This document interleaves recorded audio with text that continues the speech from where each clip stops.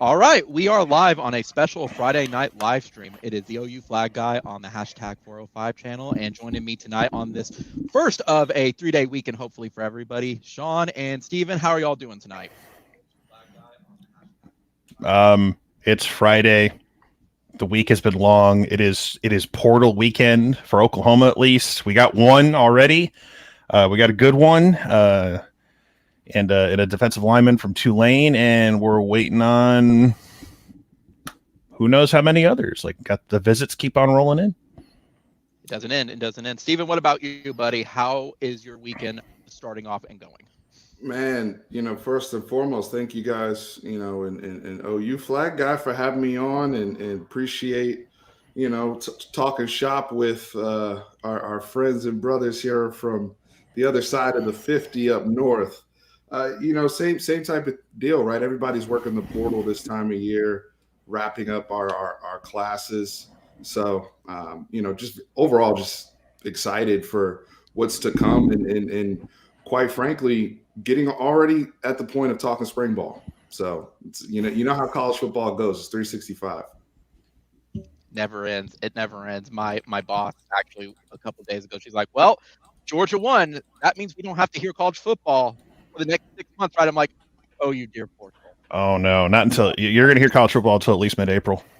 I told her, I'm like, Michelle, we have still OU softball to talk about. She's like, oh, this is never going to end, is it? No, of course not. It's actually, I'm wrong. You're going to hear about college football till the NFL draft because you're still going to have that because people will be waving banners for look how many players we have drafted and various. So, no, the season hasn't ended yet. It gets rough around June. Is when it gets rough. Yeah. I mean, it's not over, but the televised part of it, whatever. That being said, though, I mean, we are officially, though, in the first weekend of no college football at all, period. Like, no game on a Monday night, nothing during middle of the week. It is done. So I couldn't be happier, honestly. I barely left my house in the past 6 weeks, so I'm a little happy at the moment. It has been nuts. So I am actually a little Sean. I am a little happy. He wanted me to ask you, have you seen the outside sun? Have you left the house? Like, have you just hibernated? He was curious about that. I honestly, the other day, I live really close to a grocery store. Like, I get in the car, it's like a 1-minute drive. I walked to the store to get a gallon of milk. It was very refreshing. Just so I could get out and be outside and not be like stuck to a phone or my MacBook or whatever. I can't get away from it. But yeah, it's I'm planning to do something tomorrow with friends, but I'll still have my phone just in case. It's like, what are you doing? It's like, I have to find out if a quarterback and a tight end from USC are coming yet. What are you doing? My job, unfortunately. Steven, what about for you? Is it like officially done for college football for you as well within the sense of most of the major news? Or are you just now switching content to recruiting, getting ready for second signing day at this point, the transfer portal? What about what's going on your channel? Yeah, so my world is, for those who follow my channel, my world's split amongst college football and NFL. So it's heavy NFL season for me with the coverage that I do with the Dallas Cowboys. From a college football perspective, the way I approach it this time of year is I kind of look at it, like you said, kind of NSD2. What can we wrap up? Obviously, we are going head to head for, Devon Campbell and his services from Arlington Bowie and, some other guys that are in the portal. So just kind of those last, wrappings on signing day. And then for me, I'm a big NFL draft guy. So I do like to go in and start to see, February's big combine season, start to have pro days. So kind of seeing that through to the next level, because as Sean mentioned, you do wave that banner from a draft perspective in regards to your recruiting. That is an essential part of a pitch, especially as any of us that are major programs. So from there, that also runs us into spring practice. And, mindset heading to spring practice, I always say there's strengths and questions, right? Everybody's excited in the spring. Everybody's giving the same message to their fan base. This is the year You know, we got new energy, some random slogan that they'll run across, and we eat it up, right? We all drink our Kool-Aid from whatever neck of the woods you represent. So exactly, you know, I'm dual-minded in that sense. Yeah, I mean that sounds about right with it in the sense of like trying to decide like, all right, January, what content are people wanting to know about, and then also the other sports still going on too, such as basketball, softball, gymnastics. If you're following that, before hopefully the lull comes in at this point. Texas follows volleyball. They're volleyball power. So we do the gymnastics. Texas is the volleyball. Like that. That's Exactly. like they're big. And we got baseball coming too. Yep. Yep. Well, when we make that, let's see, y'all are going to be ready for that move in a couple of years. We need to up our game a little bit in baseball, just a tad. Baseball going to get their asses kicked. They don't like upgrade quickly in certain areas. Absolutely. Steven, I used to work at Sooner Vision, the audio visual for OU. So I remember having to work the baseball games all the time. They're like, you need to pick your poison if you want to come in 8 hours early for the football games, or if you want to stay till 3 a.m. for the baseball games. And I chose baseball, and man, some of those games were rough. Some of those games were so rough. It's like, I enjoy baseball to a point, but man, I wish it was like we had better coaches for it at that point. So goodness. So I think though what you mentioned about recruiting though is a good almost segue. Let's see. I'm going to see if I can get Stu in here as well. At this point, we had one more person that was going to join us as well with it. He just never told me if he was. Stu, can you hear me, buddy? Stu is muted. I can hear you. How's it going? Now Stu is not muted. There you are. Everybody, I want to welcome Stu also to the live stream as well. I reached out to Steven, but also to Stu as well. He is one of the college football subreddit moderators for the subreddit, obviously. And he's a Utah fan, so we're getting also a bit of a Pac-12 perspective. So how are you doing tonight, Stu?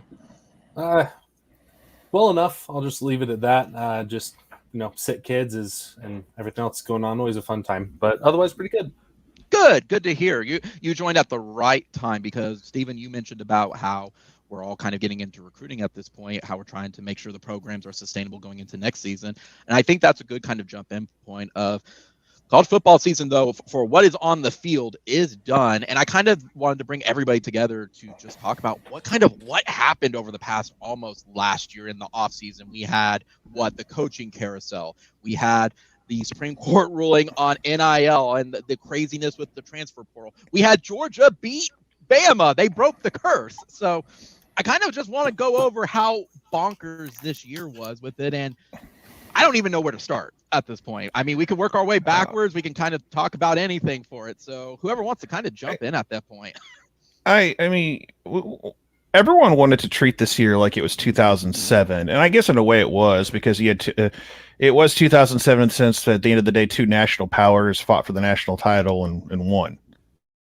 Look at it, like we said, oh my god, it's so crazy, and it's Georgia winning the Natty is not that surprising. It's more of a what took you so long, because you look at Georgia's success. Like I remember a couple of years ago, like when that class with Justin Fields, they had like something ridiculous, like 8 5-stars. If you look at like rivals, that was one of the best recruiting classes I've ever seen. It was just I just look at them like it was a lot of like line of scrimmage guys for the most part. There's like a running back or two, but like how it took this long, and then Stetson Bennett, your quarterback. I think that's the story you take away. They won a Natty with Stetson Bennett quarterback. So that's the new bar.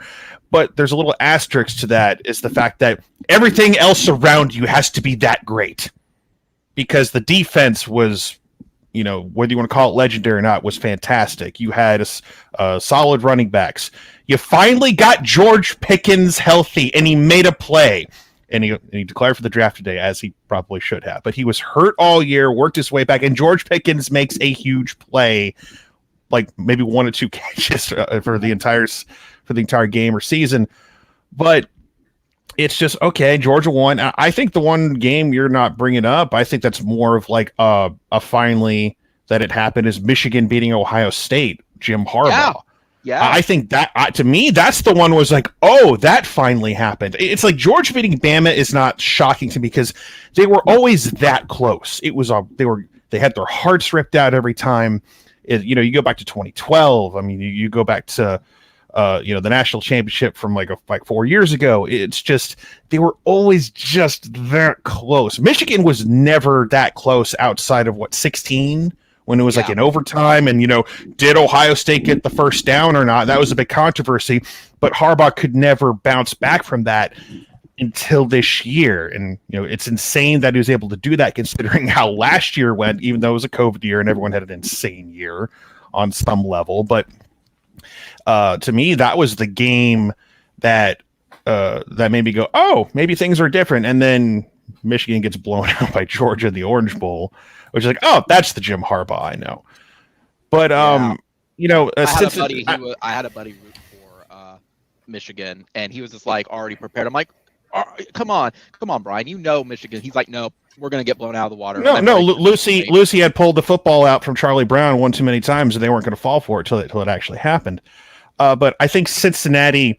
I think what's shocking for me is that Cincinnati got in despite barely beating some teams. I think to me that's the shocking thing. But the problem is that they had built-in credibility from last year, because regardless of last year is always taken into consideration for some teams, fair or not. It just always is. Bama's always gonna get benefit of the doubt. Ohio State will get benefit of the doubt. There are some programs that just haven't. Clemson, up until maybe not anymore, but Clemson got benefit of the doubt. So it's just we finally had, and it didn't take an 8-team or a 12-team playoff to do it. They got in there, and I'll be nice and say they were kind of competitive in the first half. I'll give them the Texas A&M, we were competitive here and there in the second half. And then it the doors got blown open then. Oklahoma was the biggest, maybe it's just from, I'm looking from my side of the fence, but we were the biggest drama queens all year. We had we had the biggest expectations since Baker in 17, and then we outside of one game, we really weren't allowed to be happy as a fan base as a whole. We all know what game that is, but it's outside of that one game, we were not allowed to be happy. Yeah, and it was just we beat Kansas. Yeah, it was Kansas. We were allowed to be happy that way. Yeah. But just every single week, it was just, I just want to be happy this week. Can I just breathe? Can we just scratch our way to an 11-win season? And, a lot of teams would kill for an 11-win season, but the drama kept going, which I won't continue that because that's a whole nother 2 hours we could get into. And I've gone over that ad nauseum. As a point to all that, though.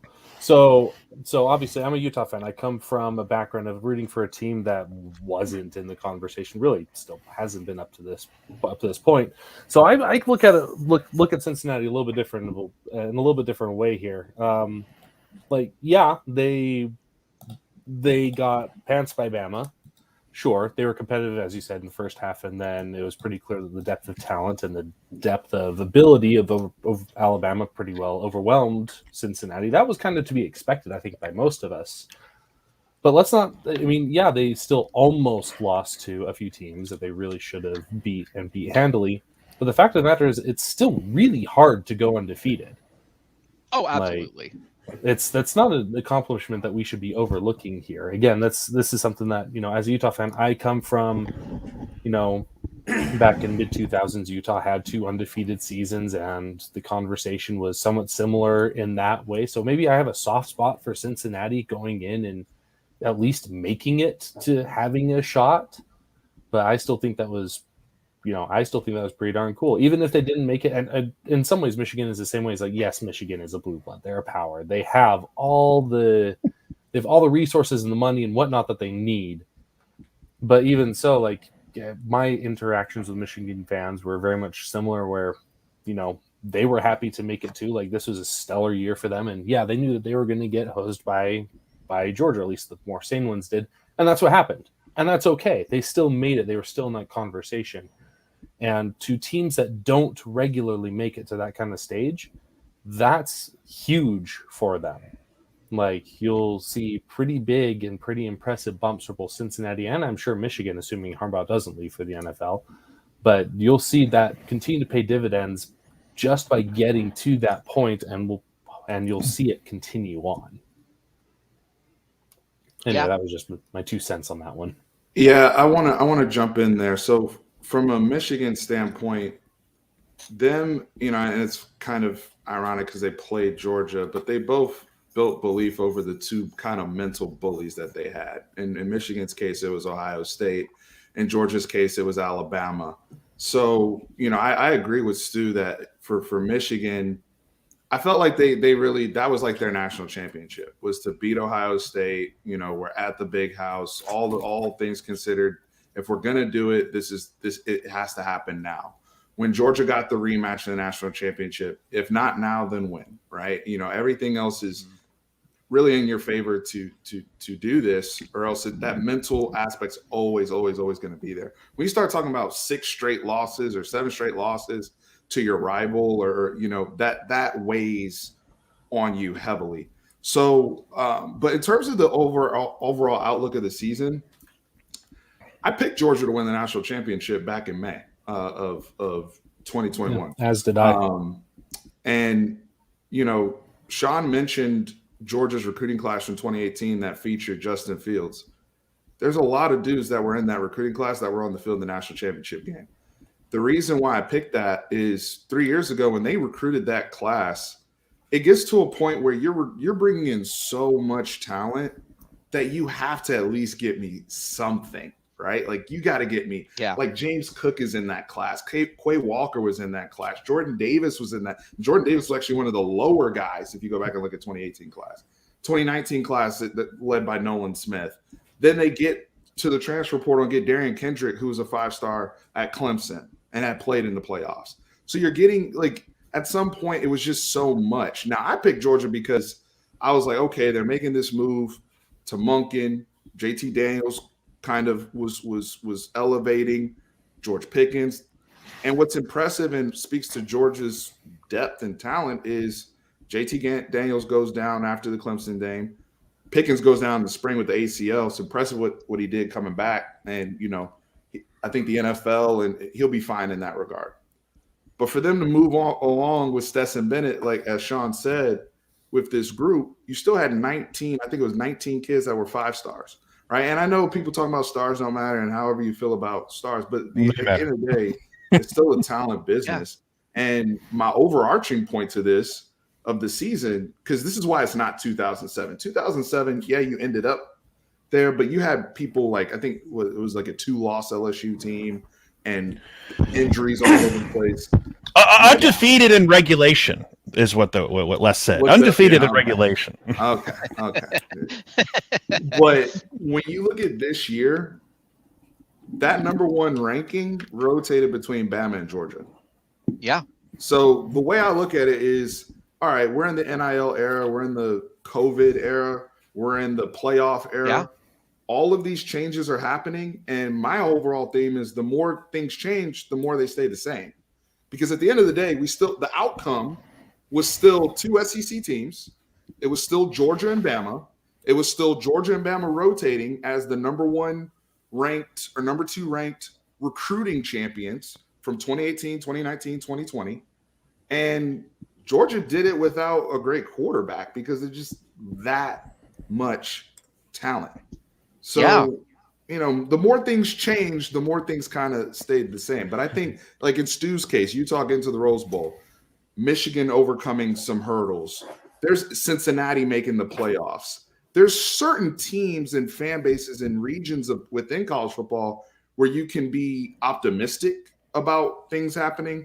But if we go at the top of the pyramid and scale down, it's still the same at the top right now for me. Yeah. God bless our SEC brethren as they represent our wonderful conference, and that will lead us on through this next decade. So happy for our SEC brethren. So proud of that. Right, Josh? Exactly. Got to ride that SEC. I mean, they're going to divide that trophy up into 16 pieces, and when do we get our piece in the mail? I mean, we're on paper, we're members right now, so we're just waiting patiently to get that sliver that we'll just like put in the trophy case in front. It's like that little sliver. That's our 1/16th piece. It's all about the I was SEC. going to recommend we could put it in our Big 12 cereal bowl, but I mean, We don't have those Hashtag anymore. Chapter. It's the No, stick we have shift. We do. I do ugly want to stick make a shift. point though, real quick about Cincinnati in particular. I think the thing too is we're in a point now where we see more football than we've ever seen before. Technology is advancing. Sean talking about the phones earlier. Like we're exposed to so much. So even if we're not following a team week to week, or we still see you. In Cincinnati, what they did against Georgia in their bowl game before, even though some guys moved on the NFL on both sides, what we did see in that game is that they could physically hold up, right? And so it's like, all right. And then they did it again with Notre Dame. They go to Notre Dame. They win by 2 scores at Notre Dame. So what they could control at the points where they really needed to be impressive, they were. My thing with them is you came into the playoffs and you faced Bama. Your defense was fine. All things considered, Sauce Gardner, Kobe Bryant, those are NFL corners. Oh, yeah. Even Cook. Yeah. Cook's going to get a look from the NFL. The one Sanders up front, my Jay Sanders, he's going to be a 3rd, 4th round, day 2 type guy, right? So they had pieces. They had their running back was the transfer from Alabama, right? And so my issue with Cincinnati is they just didn't have that special talent at quarterback to get over the hump, and then they didn't have anything going on dynamic offensively.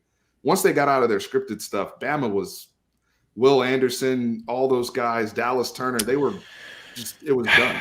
Just mean men. Just mean men in general. There's like they killed the Cinderella story, and just such meanies overall, bullies. But they didn't embarrass themselves. No.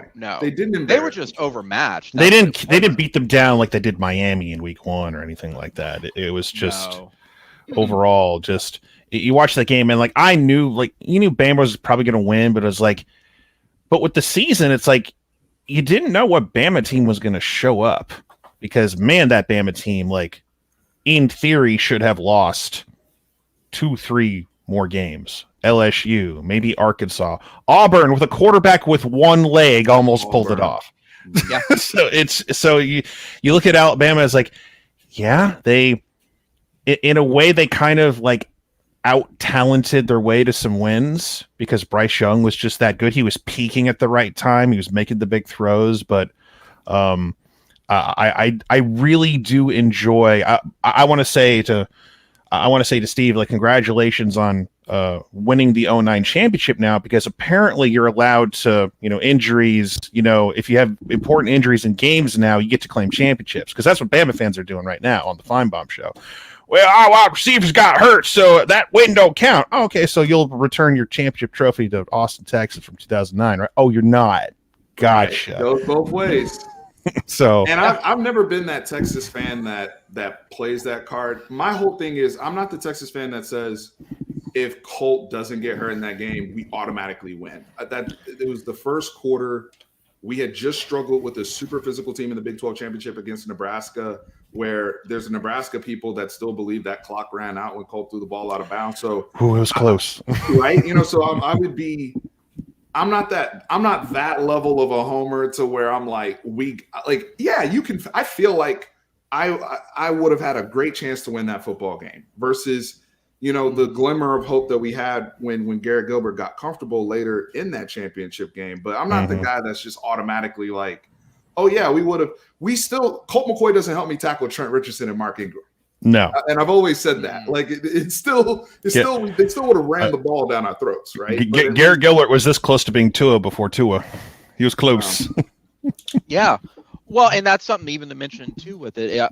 This year, because of Bedlam, I had several people that are at work who are, I would say, OU homers, and they said we lost the game because of certain calls didn't go our way. We lost the game because of the red sheet. I'm like, look, guys, I'm not going to disagree on some of them, but at the end of the day, there's still 58 other minutes that we had to play. Those last 2 minutes, guys, aren't just an outlier. We didn't play really that well. I will just recent events have like kind of overshadowed, but I will complain about that non-call in the end zone late in that game till the day I die. It's like he gave that man a hug in the end zone while the ball was in the air. That's all I'm saying right there. But it's right. Pointless now. The irony of that whole thing is that in the long run, losing that game might end up being better for the program. It's hard to look at that now overall and see the big picture for some people, but you might take two steps back to take one step back, take two steps forward. And that's what I feel like might end up happening for Oklahoma with the way things are now. It's just so many people are impatient. Like today we get like a great transfer from Tulane who's going to like help fill the gap for, when we get back on our feet, like for the D line. They're going to like a Tulane defensive lineman who gave us fits in week 1, got 6 solo tackles and like made some plays. And I get comments like, "Oh man, it's like I'd rather get like a high school kid, true freshman, this and that." It's like, you're getting a guy who can help you next year potentially win. Like a month and a half ago, we were in danger of not even being in the Big 12 title game. You get a couple pieces like that, you can seriously, you can make an argument like Oklahoma, Baylor, or Oklahoma State are favored to potentially win the Big 12. Stuff like that. Yeah, sorry. And not only do you get that, rather than high school kid, you get 4 or 5 years with them, sure. Or you can take someone who has already had 2 years invested in them and say, hey, and has already proven themselves, albeit potentially at a different level, but if he's already proved it against your team, that's another deal. But who already has college level tape, who has college level experience. So it's not the gap in development is not going to be anywhere near as big. Utah has taken huge, just look at the people that they've taken recently. All 3 of the other guys on this call will know very well the names of Cam Rising. Cam Rising, who transferred from Texas. Also, Jaquinda Jackson from Texas, who is second string but could go in the bowl game. Why did he play, Stu? Because they knew they need. A, I think he was injured, and B, I don't think he was 100% ready to go, but he also was not ready from an arm talent perspective. They knew they needed to throw over the top of Ohio State's defense, and Bryson Barnes was more prepared for that. Gotcha. Then also from OU, guys like TJ Pledger. Yeah, TJ Pledger. Thank you. I was going to say Tavion, but no, he came from Cincinnati by way of independence. TJ Pledger. Theo Howard has been bitten by the injury bugs this whole year, similar to his career, how it went at both OU and UCLA prior to coming to Utah.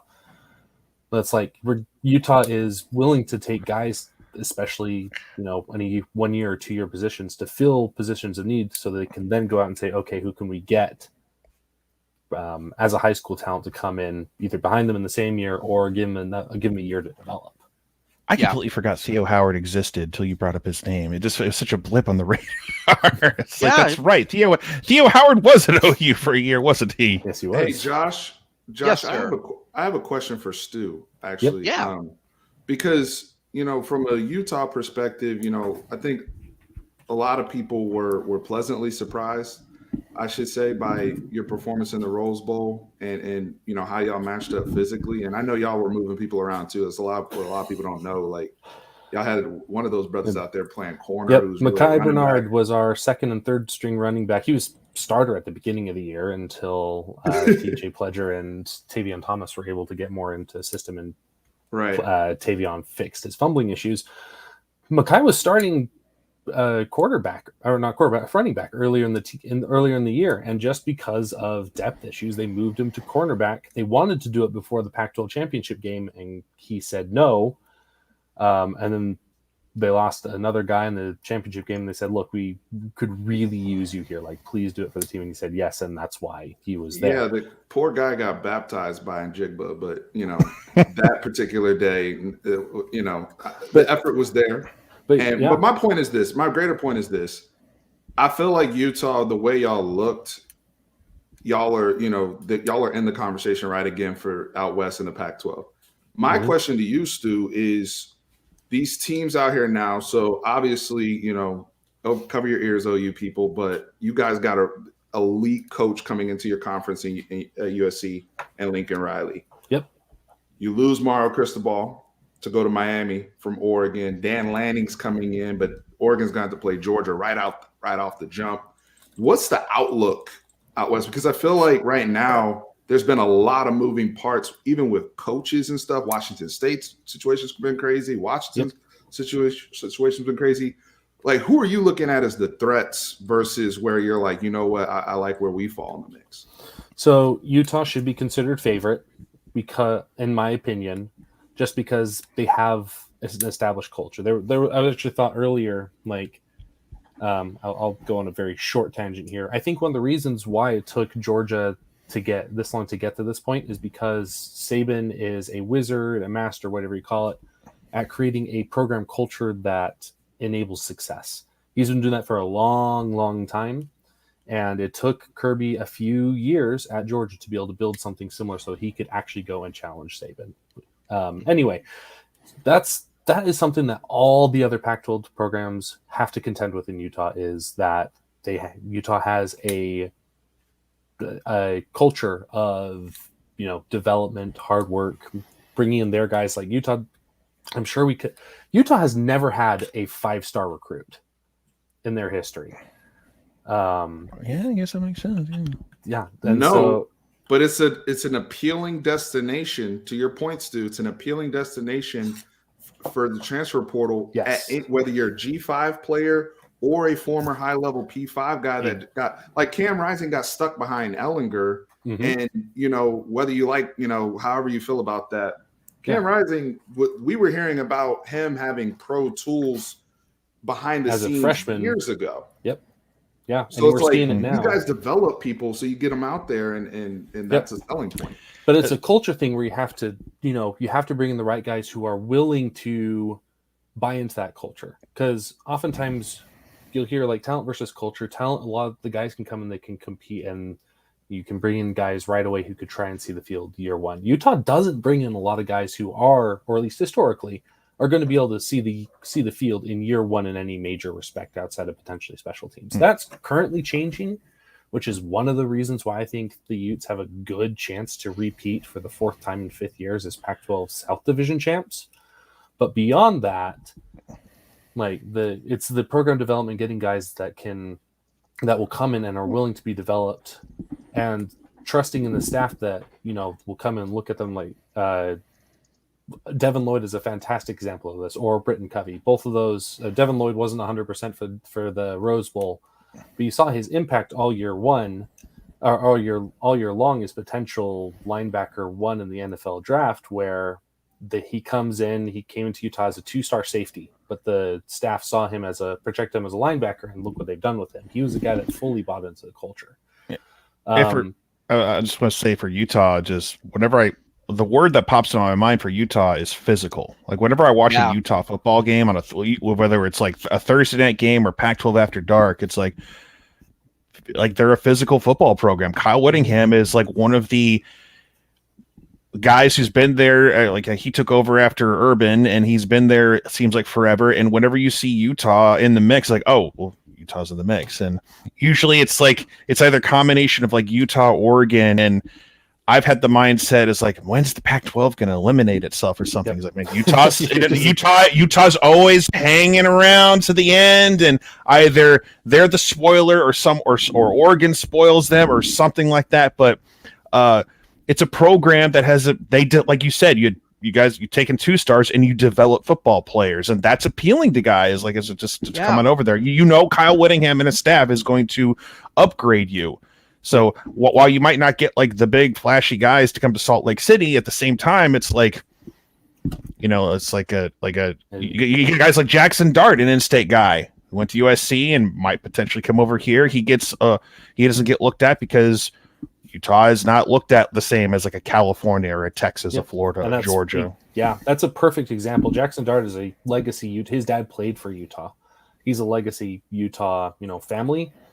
Yeah. Didn't want to. He wanted the hype, and so he went to USC. Got a little bit of it as a freshman. He did pretty good, but I am looking forward to, because it's coming, because you mentioned Mike, you mentioned or Steven, you mentioned his name. Sorry, I had someone else on my head that I talked to earlier today. It's all good. My brother's name's Michael. Yeah, so it's like I've been talking to so many people today. It's like you mentioned his name, and I promise you, on certain television programs when they talk about college football in the offseason, It's going to be all about the glitz and glamour in Los Angeles, Mhm. and you guys are going to be forgotten about.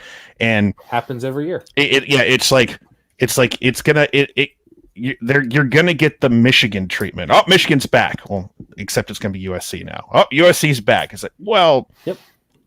I've taken a look at USC right now, and I think they'll be good in a year or two. This coming year, unless they portal in like a bunch of guys, like that offensive line needs a little work. Yep. We're assuming they'll have the quarterback. We assume that. We're still waiting. It might happen while we're doing this, for all we know. But even if they get him, it's like, all right, you're losing your best tight end. You're losing another quality quarterback, and so you better get Caleb Williams. If you put all your chips in, you better grab him. If he doesn't, like, could you imagine if he went to UCLA for whatever reason because an NIL deal is better? Because Chip Kelly signed an extension. He's sticking around UCLA. That's still very much on the table. He visited the LA schools for a reason. You bring up a really good point there. It's like, they are bringing in USC as a lot of skill position talent, but they have to upgrade their offensive line. They have to be ready to compete, and I'm sure they're going to be very tough. Lincoln is an exceptionally good coach. USC can get all the talent in the world, and they're going to have a boatload of talent by the time they're done. But it's going to be culture. I think it's going to go back to that thing where I said with Kirby Smart and Nick Saban is how fast is he going to be able to build the winning culture that he needs at USC to not just, bring in this amalgamation of guys and say, okay, whoever is best is going to get on the field, but to really build something that can be sustainable going forward. Well, if you have a physical football program, like you as we have learned watching the Lincoln Riley team over the past couple of years, you can shut him down. As we've seen, like you look at Baylor last year, even though it was COVID year and everything, even though we won the game, Dave Aranda put fear into my heart last year. Oh Lord, we're going to deal with Dave Aranda now because he just gave Riley a bunch of fits, and I knew that this season was going to be a pain. There's other reasons why it was also a pain, but that was one reason. Then you stack the other reasons behind it, but it's like I knew that was going to be a problem. So if you're strong in the line of scrimmage and you're physical, that is going to be something to deal with. So Utah should be favored, in my opinion, the South next year. The North is going to be interesting with Dan Lanning at Oregon replacing that. Dan Lanning's going a different route, honestly. Like they're going more of a USC route, but I think they're honestly going to be more sustainable. Both going into the year and beyond. Well, you got that Nike money behind you as well. And that Nike money makes a big difference. But one of the things that Lanning is doing that's really, really interesting is he's creating an absolute juggernaut of a recruiting machine. He's taken a whole bunch of really good recruiting talent from all over the country, stuck him there in Oregon. They're going to be ready to go out and recruit whoever they want to, whenever they want to.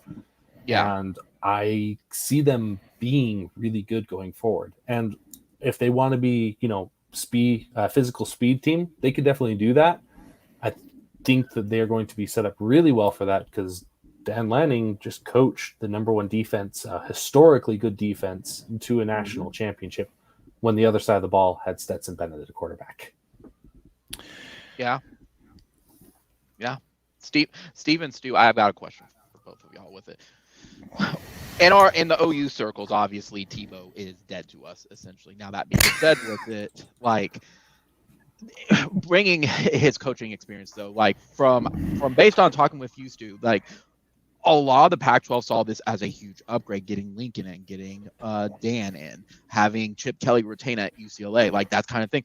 Steven, what about from perspective of Texas? Like when y'all saw Lincoln going to USC as well with it, like I guess I kind of see what was y'all in addition to like seeing it as an upgrade to the Pac-12. How is Texas right now looking at that as a what can we do kind of start? I want to answer that from two different angles, right? So from a college football perspective, it's refreshing to see USC actually act like a blue blood again, because I grew up in a time where they were rolling. Michigan was rolling. Texas was rolling. I'm in my mid-30s. So, like, seeing these teams be what they're supposed to be does mean something for overall for college football, especially geographically, because Right now, it's so regional, and this dominance in terms of these championships have really been in the South between Alabama, LSU, Clemson.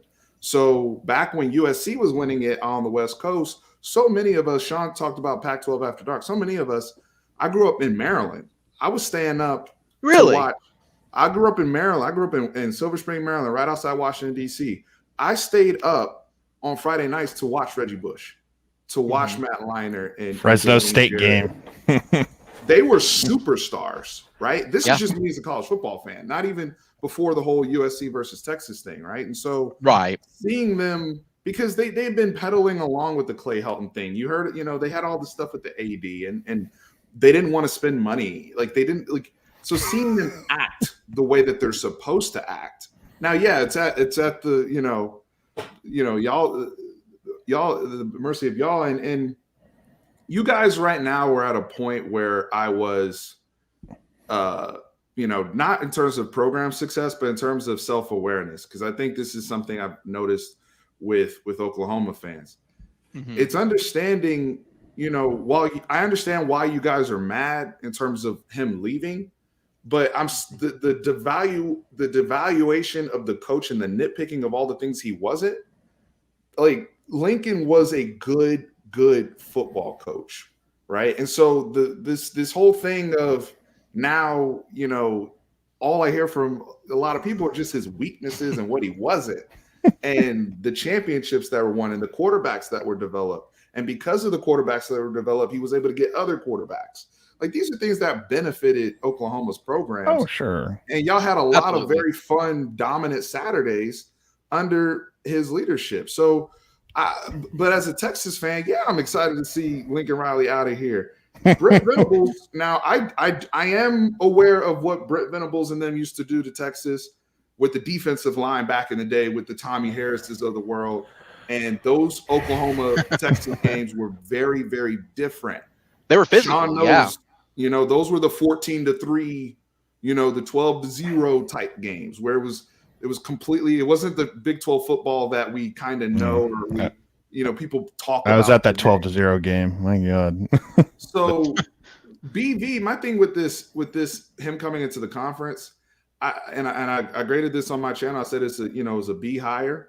And the reason why I say that is because I know he didn't, this is the job he couldn't say no to, but he would have been a head coach by now if he really, really wanted to, right? If that was something that was a career ambition of his.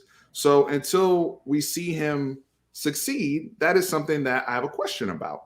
And I think that's fair. And so when you lose somebody like a Lincoln Riley had an off year this year, and they still won 10 games, and it's off. And with him peaking and talking to other people, they still won 10 games. So now I understand all the craziness going on, but within the Big 12, all these teams that had super seniors like Baylor, like Oklahoma State, now they got to reload. And so I'm sitting here where, there's two sides of the coin. Yeah, we return a lot of people, but some people say, well, yeah, y'all have experience, but y'all returning experience from a team that was 5-7 and they were terrible on defense. So it's how do you want to look at it? But I'm also looking at Dave Aranda, Mel Tucker.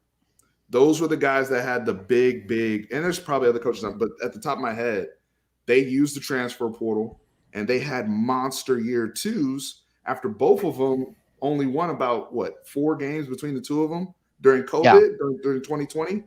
So I'm saying that to say this in terms of I expect Sark for us to make some progress in year 2. My thing is how many coaches, and this goes for Lincoln Riley and Brent Venables, how many first-year coaches just come in and roll right away? How often does that happen in college football? I mean, it depends on what you're walking into, what your expectations are. Like is your fan base going to be excited with the end result? Now, our fan base has been spoiled rotten when it comes to just winning the conference. Exactly. But just to reply to your point on Lincoln, of course, everyone's upset. We wouldn't be upset if we didn't lose something of value. Losing Lincoln Riley and also along with Dennis Simmons as well. I mean, Alex Grinch, the jury's out. Everyone was like, I'm a glass half full optimist, so I was like, I like the recruiting that was happening. But the point of losing Riley and Dennis Simmons, we lost the ability to basically compete and go out and get any quarterback we wanted and be in the top 3 of the top tier wide receivers of the country. That's what we lost. Marketing. Yeah, well, yeah, we lost the ability to go get those guys just like that.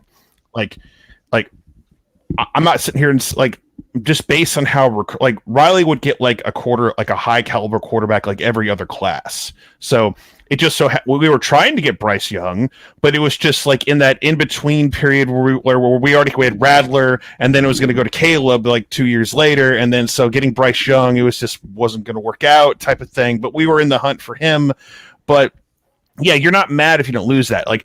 The anger comes from is that. It's not that he just left. It's that our fan base, our program history, nobody leaves us. You're either fired or you're taking a pro job. So that's a new thing for this fan base as a whole. I don't even think it's happened to Tech. Imagine Mac Brown taking another college job of Mac Brown goes to Michigan. You couldn't even fathom that. Back in there, what? But you're in Texas. Why would you? That's kind of how we feel with Riley.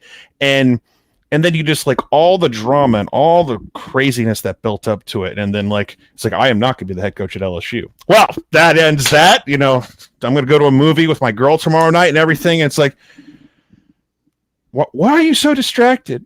Our coach left us.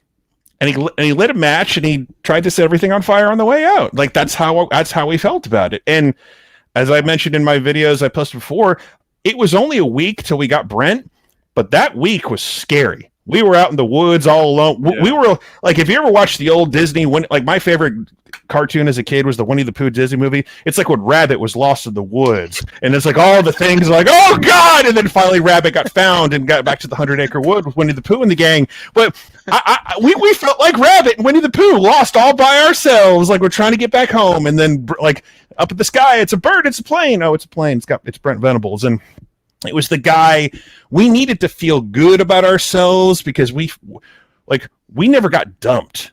It's weird. And it happened to Notre Dame. That's the crazy thing. Two schools you just don't leave. It happened to 2 of them. And the Brian Kelly to LSU thing, I'm still trying to figure that out how that's going to work. That's exactly what it is, Josh. The Notre Dame thing, it's the NIL era. I don't think that happened 10 years ago, right? Notre Dame still has the weight and the prestige because, like Sean just said, I mean, we had 2 blue bloods go and poach another blue blood. That's unreal. The Notre Dame thing, they're in a unique situation with their academic standards, and you can't recruit every single kid to come to South Bend just with some of the things. LSU is the opposite. Is we'll look past anything. You can come through, you're qualified, right? You're qualified to play here. So and they all their money goes towards that football program. That's that whole area, that whole region. Notre Dame's never paid their coach. And I honestly think it's a little different because if OU had a Marcus Freeman type on the staff where you already knew this person was trending on being a head coach, I think that softens the blow. Because that's what happened a few years ago with Bob. It's exactly what happened. Lincoln, exactly. Because everybody kind of knew. And so, but with Lincoln, it was unexpected. Brian Kelly had been flirting with the NFL. Mm-hmm. Brian Kelly's flirted, so it's just interesting. But I bring up self-awareness though for 2 reasons. Number one, understanding that these coaches and the business that we're in, even as a fan, we have to be aware of these things when there's success in play or when things are falling apart in the business side of aspect. But the other reason I want to bring this point back to Stu, because Stu, how do you feel about USC?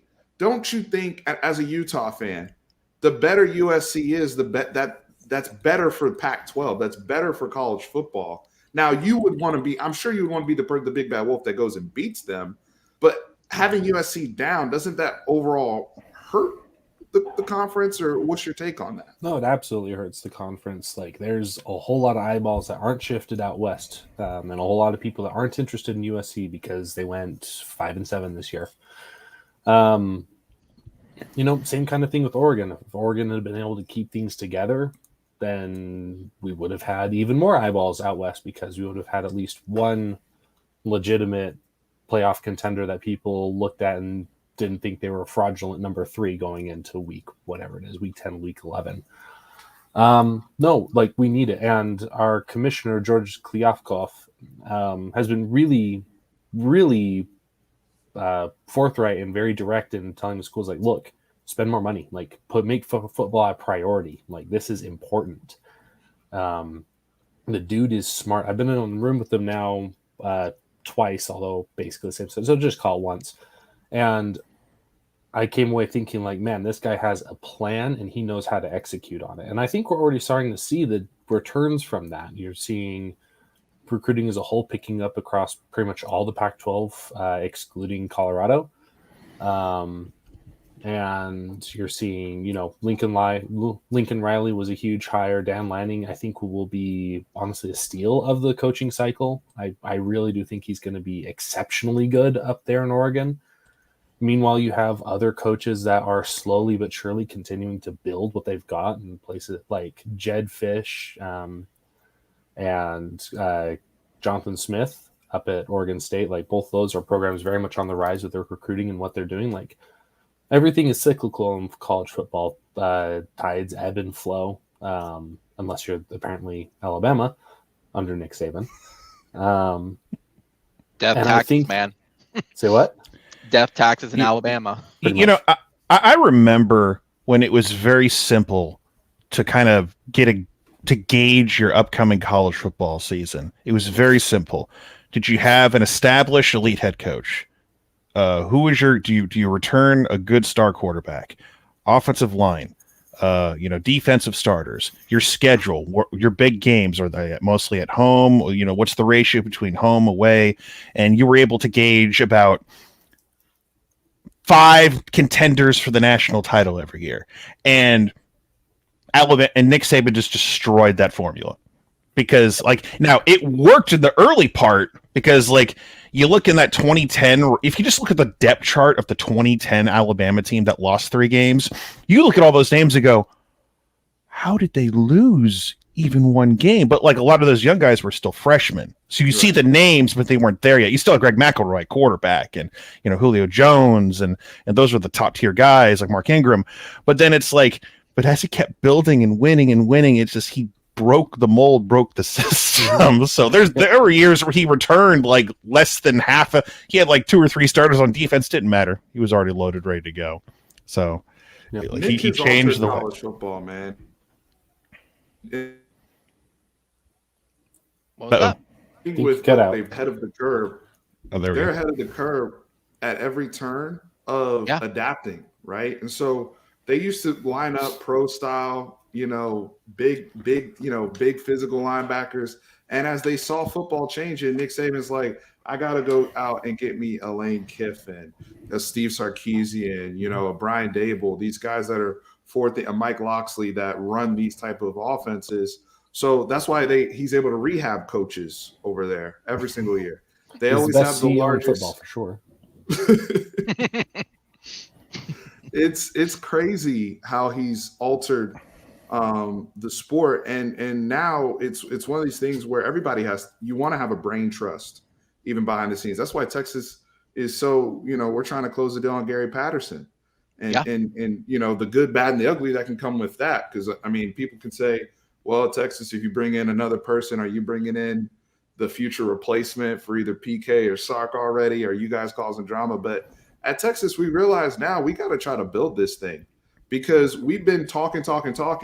And to the point with USC, we haven't been holding up our end of the bargain to the Big 12 and, eventually the SEC of what we're supposed to be and what Texas is supposed to mean on a national scale of what uplifting the whole conference. When Texas is good and OU is good, It's better for the big, like that was the Big 12. Those were.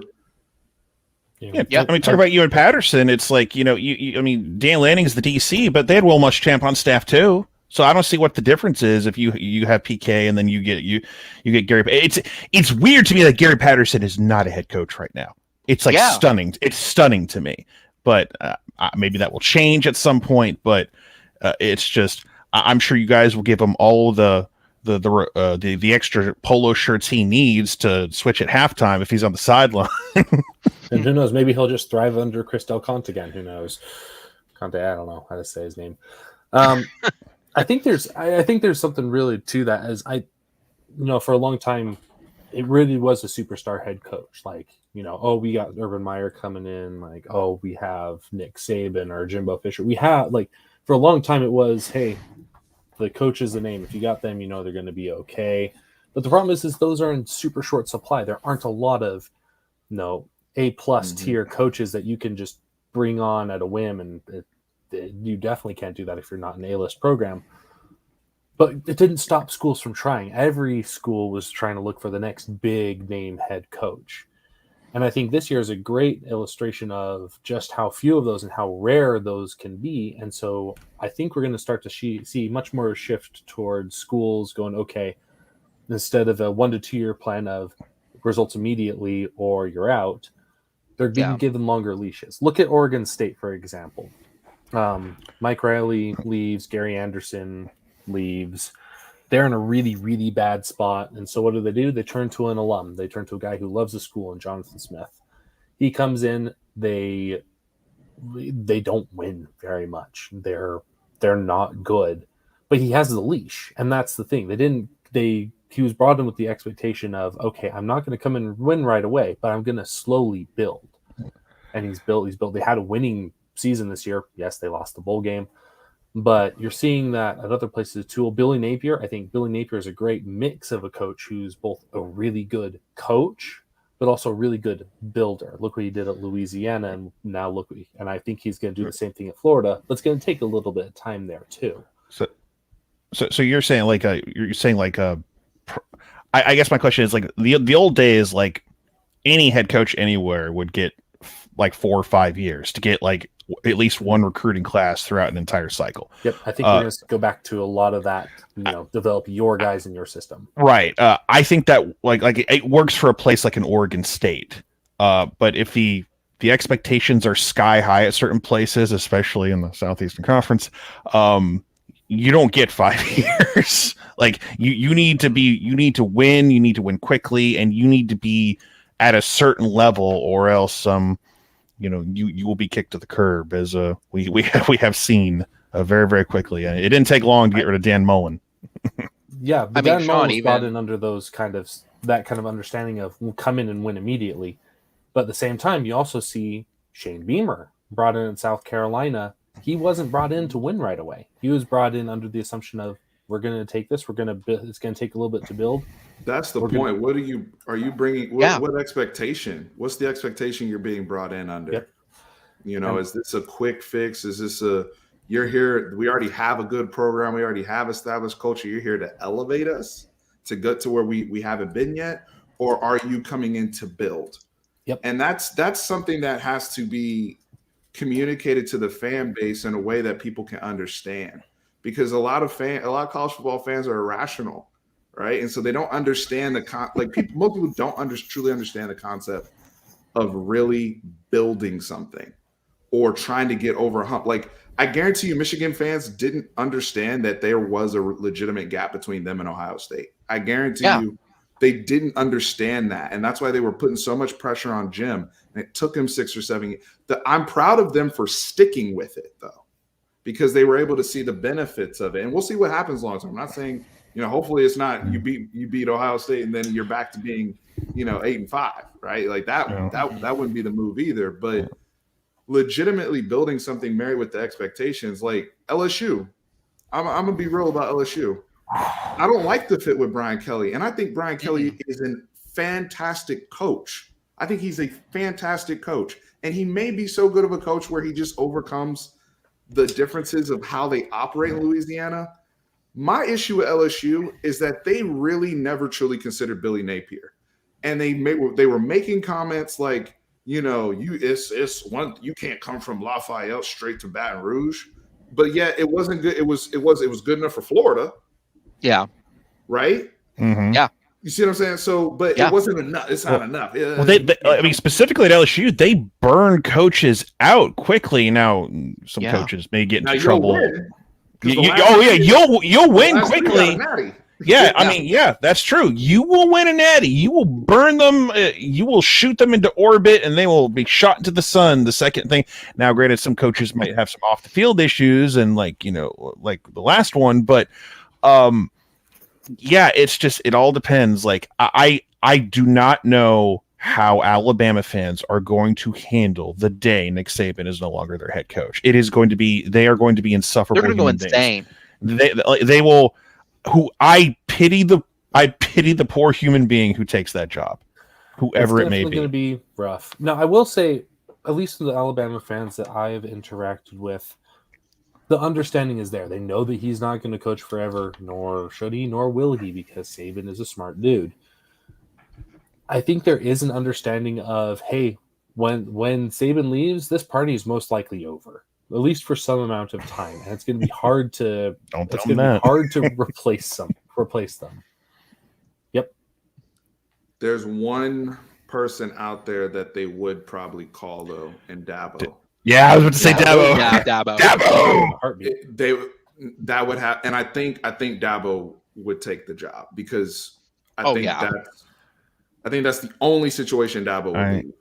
Now, Steven, I agree with that as well with it, because it makes me think of Brett Venables. He didn't really want to do head coaching unless OU called. I absolutely believe if Dabo got the call, he'd go immediately, be like, peace out, guys. Because he's already won so much, it would, because I think any other coach, you can't bring a coach that hasn't won, because that would be overwhelming. Those people would not have reasonable expectations. But you bring Dabo there, who's one of them, who's won championships. He's very different from Nick, culture-wise. But his style still fits. Pizza parties! Go ahead, Stu. I 100% agree with that assessment. There was a time where I thought, there's no way, why would Dabo leave Clemson? It's his baby. It's what he's built. I think this last season put huge cracks in that sentiment of mine, where it's like, no, I'm pretty sure he would go to Alabama. And it's exactly what you were saying. He fits Alabama to a T. He would be, I think, priority 1, 2, and 3. Do whatever it takes to bring Dabo to Alabama so they can keep the train rolling. See a question there, would Kirby leave Georgia for Bama? And if I'm Kirby Smart, it's here's the thing: Georgia is not the old money blue blood school, but if you got Georgia rolling, they got it all, though. I mean, Athens is a great college town. The in-state recruiting is insane. Plus, you got Florida kids you can get. It's why? It's there is Georgia finally got their natty. Finally, after all this time, after 41 years or whatever, and it's if you have that thing, we just talked about the recruiting class a few years ago. It's it may not have the old money or the old accomplishments, and man, no, you don't leave Georgia. No. Here's the other thing: Kirby Smart, he's reached God level in Athens. Oh yeah, for sure. Because he should have had one in 2017, right? And he lost at the thinnest of margin, and then he's recruited, and now that they've broken through and that ceiling has been busted, they're not going to have that mental roadblock anymore. And the recruiting clearly is not falling off. Right now, if he turns around and gets, let's say they do land Arch Manning or whoever, God forbid Georgia actually really starts getting in the quarterback. They're not even in the quarterback business yet. Oh God! Don't get me started on Kirby Smart mismanaging his quarterbacks. Dude mismanaged it and still won. I know it's because the rest of the team was just that good. Right. It's you ran off Jacob Eason and Justin Fields, and it's dude. How? Everybody even says from a college football perspective, places to play or places. I made a video about probably 10 months ago about bucket lists when we go to the SEC. What are our destination cities we want to go and visit and see? Georgia's at the top of the list. Athens is beautiful. You got everything you could possibly want. It's so gorgeous on CBS 3:30 game, and they show the hedges and everything. Like to me that's even different from Clemson. No disrespect to Clemson, but at Clemson you're still in the ACC. It's it's a little bit. You don't want to see the Magic Rock? No. Georgia has. I mean, Georgia is enough of a draw. It's like, okay, you have all the advantages of Alabama plus some. Like they have more alumni, they have more money, they have closer proximity to Atlanta, and they have a rabid enough fan base that their fans will bark at each other like dogs. And cops will be called into restaurants to guys, please. This is Indianapolis, please. You're not in Athens. I love those videos I saw. But let's talk about the SEC. Because I mean, that move is not happening this coming season, but it's probably happening in 23 if we're all just like reading the tea leaves. Like everything feels like it's setting up for 23. Now, we're not going to have the expanded playoff by then, but you're not going to be a lame dunk member for beyond this season. It just doesn't seem feasible. Like they want to make now. Our good friends in Austin allegedly rumored that they're going to use they and ESPN are going to use that Longhorn Network money to buy us both out. I'm very thankful for that if that comes to pass. Thank you very much for your generosity down in Austin. But my favorite topic or conversation piece ever since late July, and I'm not trying to pick on people, but I love that everyone comes up with their own quote unquote original idea how to remake the conference. And it's always like, I would put Missouri in the West, move Alabama and Auburn to the East, and Oklahoma and Texas in the West. And everyone pops it up as their original idea. It's like, no, you're just making it geographically feasible for two 8-team divisions to break up. Yeah. So we're going to 16 teams? We're going to Thursday. They're trying to figure out how a pod system would work. I know about podcasts. I know about peas in a pod. All I know is that I think they desperately want to keep the two division format as much as possible, but someone's feelings are going to have to get hurt. It's probably going to be LSU because I think it's not going to be Texas A&M's. I'm going to shoot that down right now. All my intel says is no, they are very much moving towards a pod system, and everyone will think that they were smart and they called it first when it's been in the works for a long time. I think we're also going to see pods in other conferences as soon as 2 years after the SEC. Are they going? Are you mean for expansion or because no, like reorganization of existing conferences into pods? It just makes too much sense because one of the problems is like you have a very national sport, and you have we have a regional sport now. I would argue, but they want to make it national.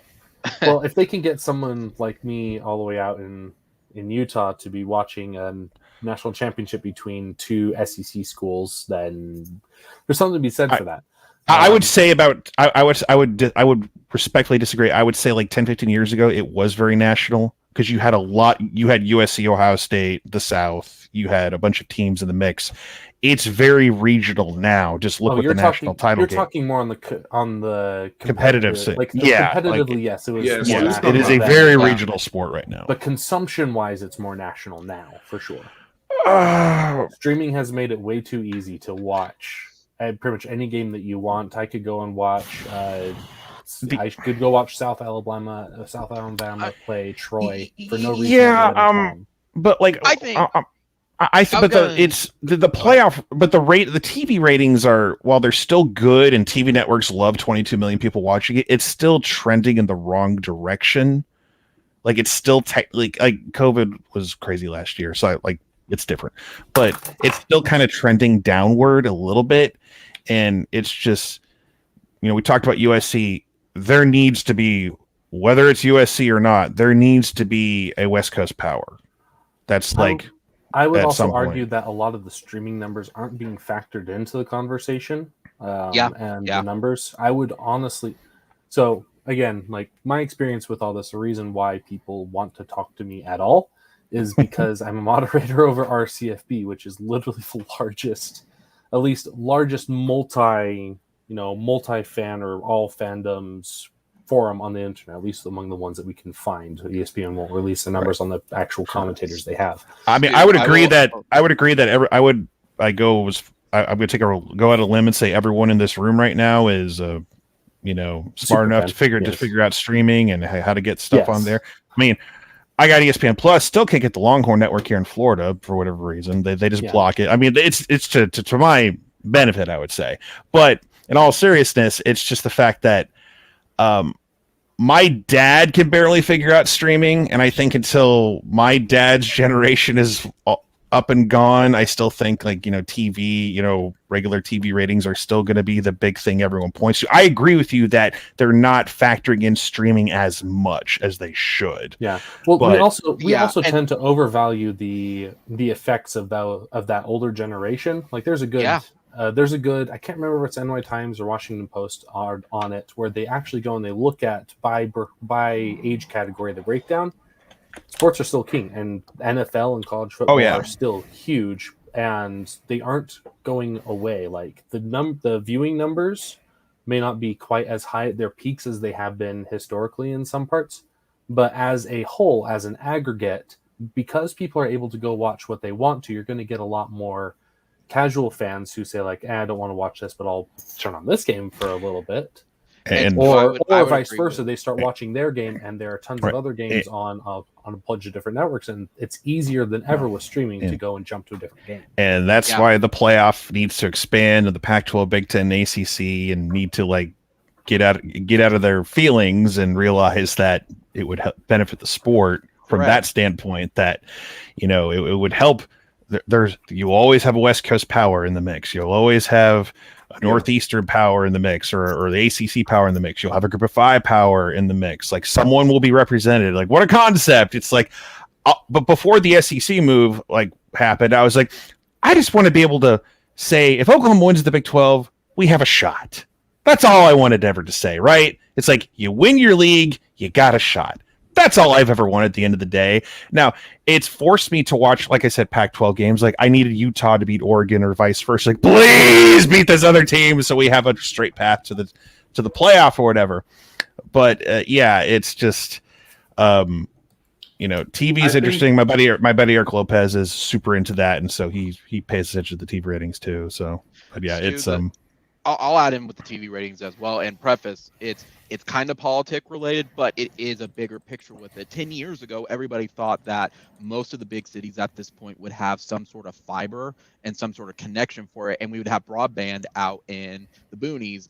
That hasn't happened, and that has really set back a lot of what they're wanting to do with streaming. Sure, we can all say we're not taking into account streaming. I absolutely agree with that, but at the same time, the infrastructure is just not there because name your state essentially is not wanting to put forward the resources for it, and it's a very, very slow initiative kind of thing at this point with it. So I mean, I would add in with that as well with it. We're probably still another 10-20 years off easy from streaming being the dominant one with it. And I agree with you though, Sean, where we still have the older generation. They're going to sit in front of their TV regardless. That's going to happen with it, and those numbers are important because they also look at it too where sure, people are cutting cable left and right at this point, but if we're still number one in cable with our 22 million viewers or whatever, who cares? We're still number one, and they're going to tout that and get that advertising money. Yeah, it's just that it will help down the road whether it's SC or if you can always have a Michigan or Ohio State in the mix or even a Penn State or something like that, as long as you have that. More people now. Here's the thing I want to say: it doesn't guarantee that you're not going to have a Georgia-Alabama final anyway. You know what I mean? Because you're going to have at-large bids. It doesn't prevent that per se, but what it does, it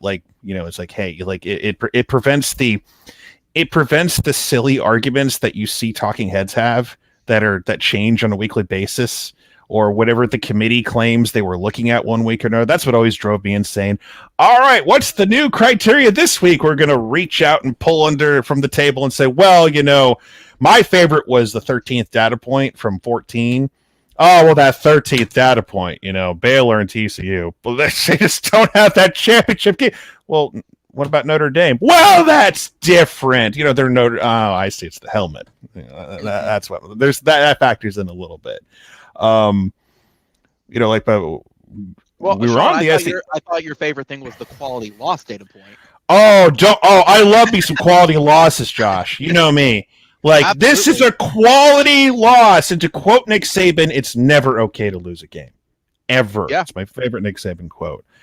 But I started on the SEC and then we got into the ratings talk, but I am really looking forward to the SEC move because it's going to do great for my YouTube channel, as yours. I'm sure it's going to be there because I love looking forward to the OU Texas game every year, but it's like the only really guaranteed big game every year. All due respect to Bedlam. Oh, don't tell the Bedlam people that. They will go insane. All due respect to Bedlam. OU Texas is the one, regardless of records or whatever it is, the one big game I could circle every year. The SEC has got like 15 of those. Yeah.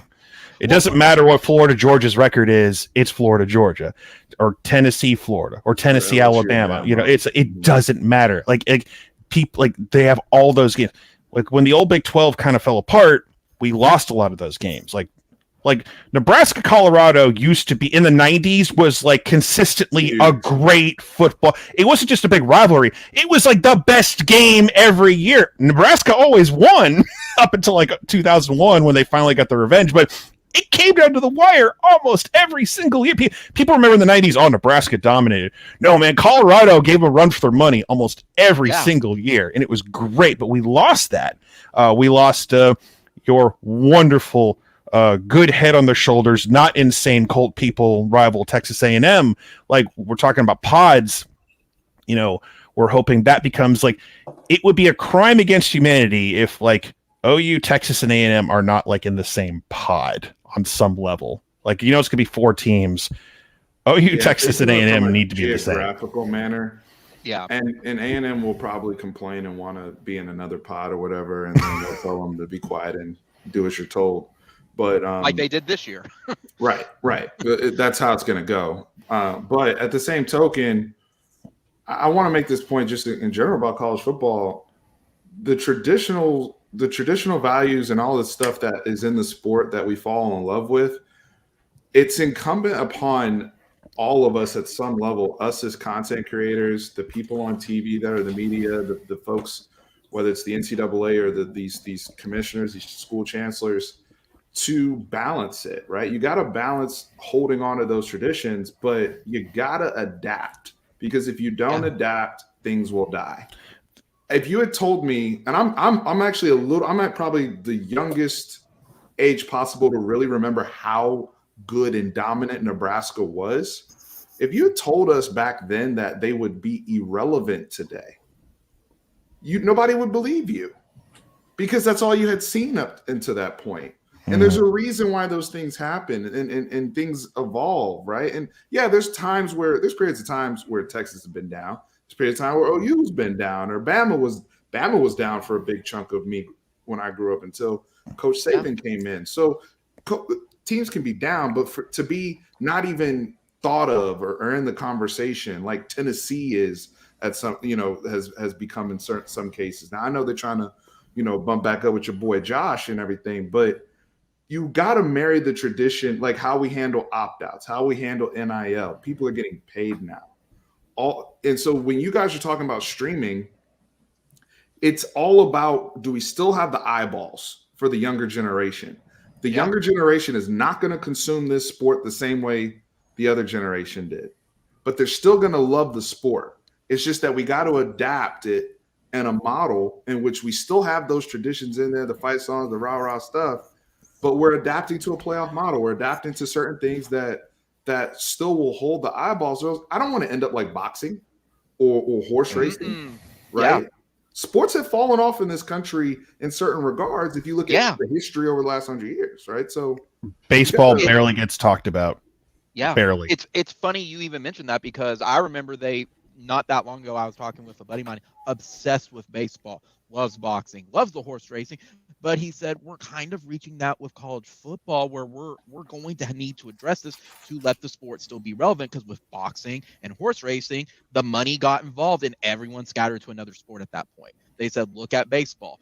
Baseball kind of has that problem as well. There's so many games, you can't really follow it. It's like, okay, I'll follow it when they get to the playoff at that point, or I'll watch it if it's a rival or something. But football has that 13, 14, 15 game, however you want to do it, whatever level, but has that thing. But now with the money starting to come in, it's like, okay, what concessions are we going to make at that point as well with it? Because I can tell and share a story with it. I was either my dad or my brother-in-law, where they said, well, OU's really going to miss Bedlam going to the SEC. I'm like, but No, we won't. look, I said, I get it. That's important in state.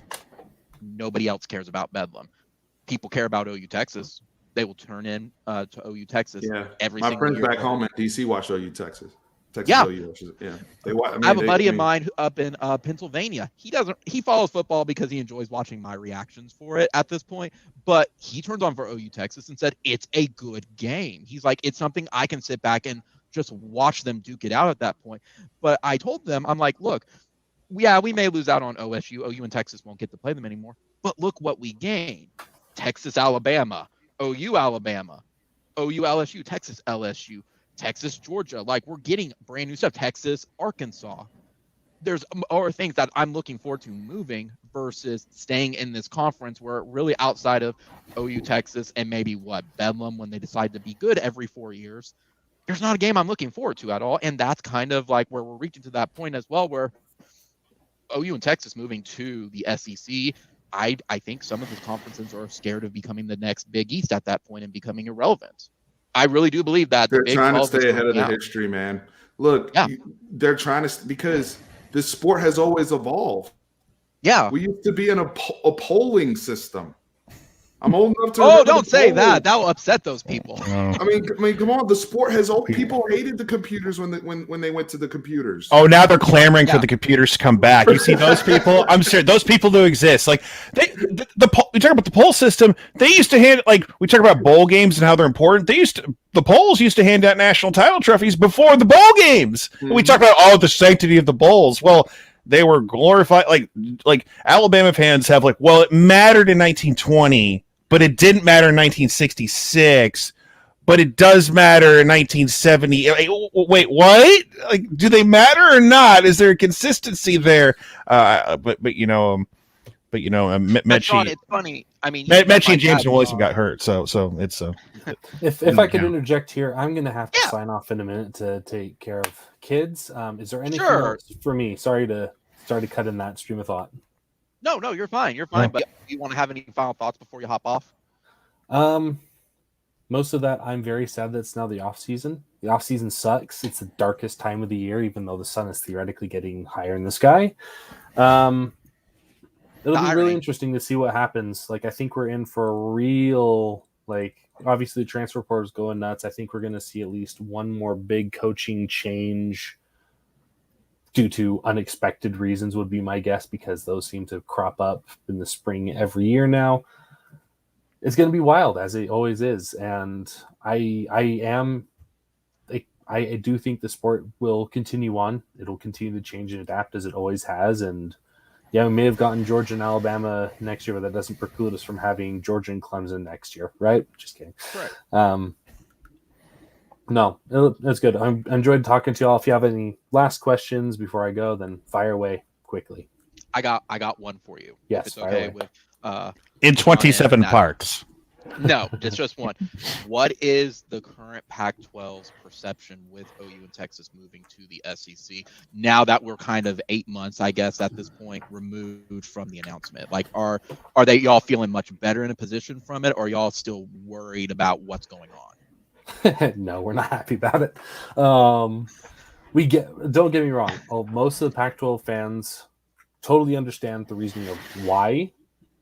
Partially because we're in a position where we are a have-not at the moment. We totally understand the wanting to move to the position where you are a have as opposed to a have-not.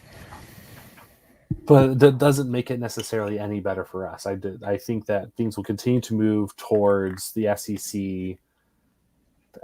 SEC and potentially maybe future friends becoming more of a super conference, where money is the thing that drives everything. And at that point, it'll become essentially a semi-pro league. But I'm looking forward to that day. I really am.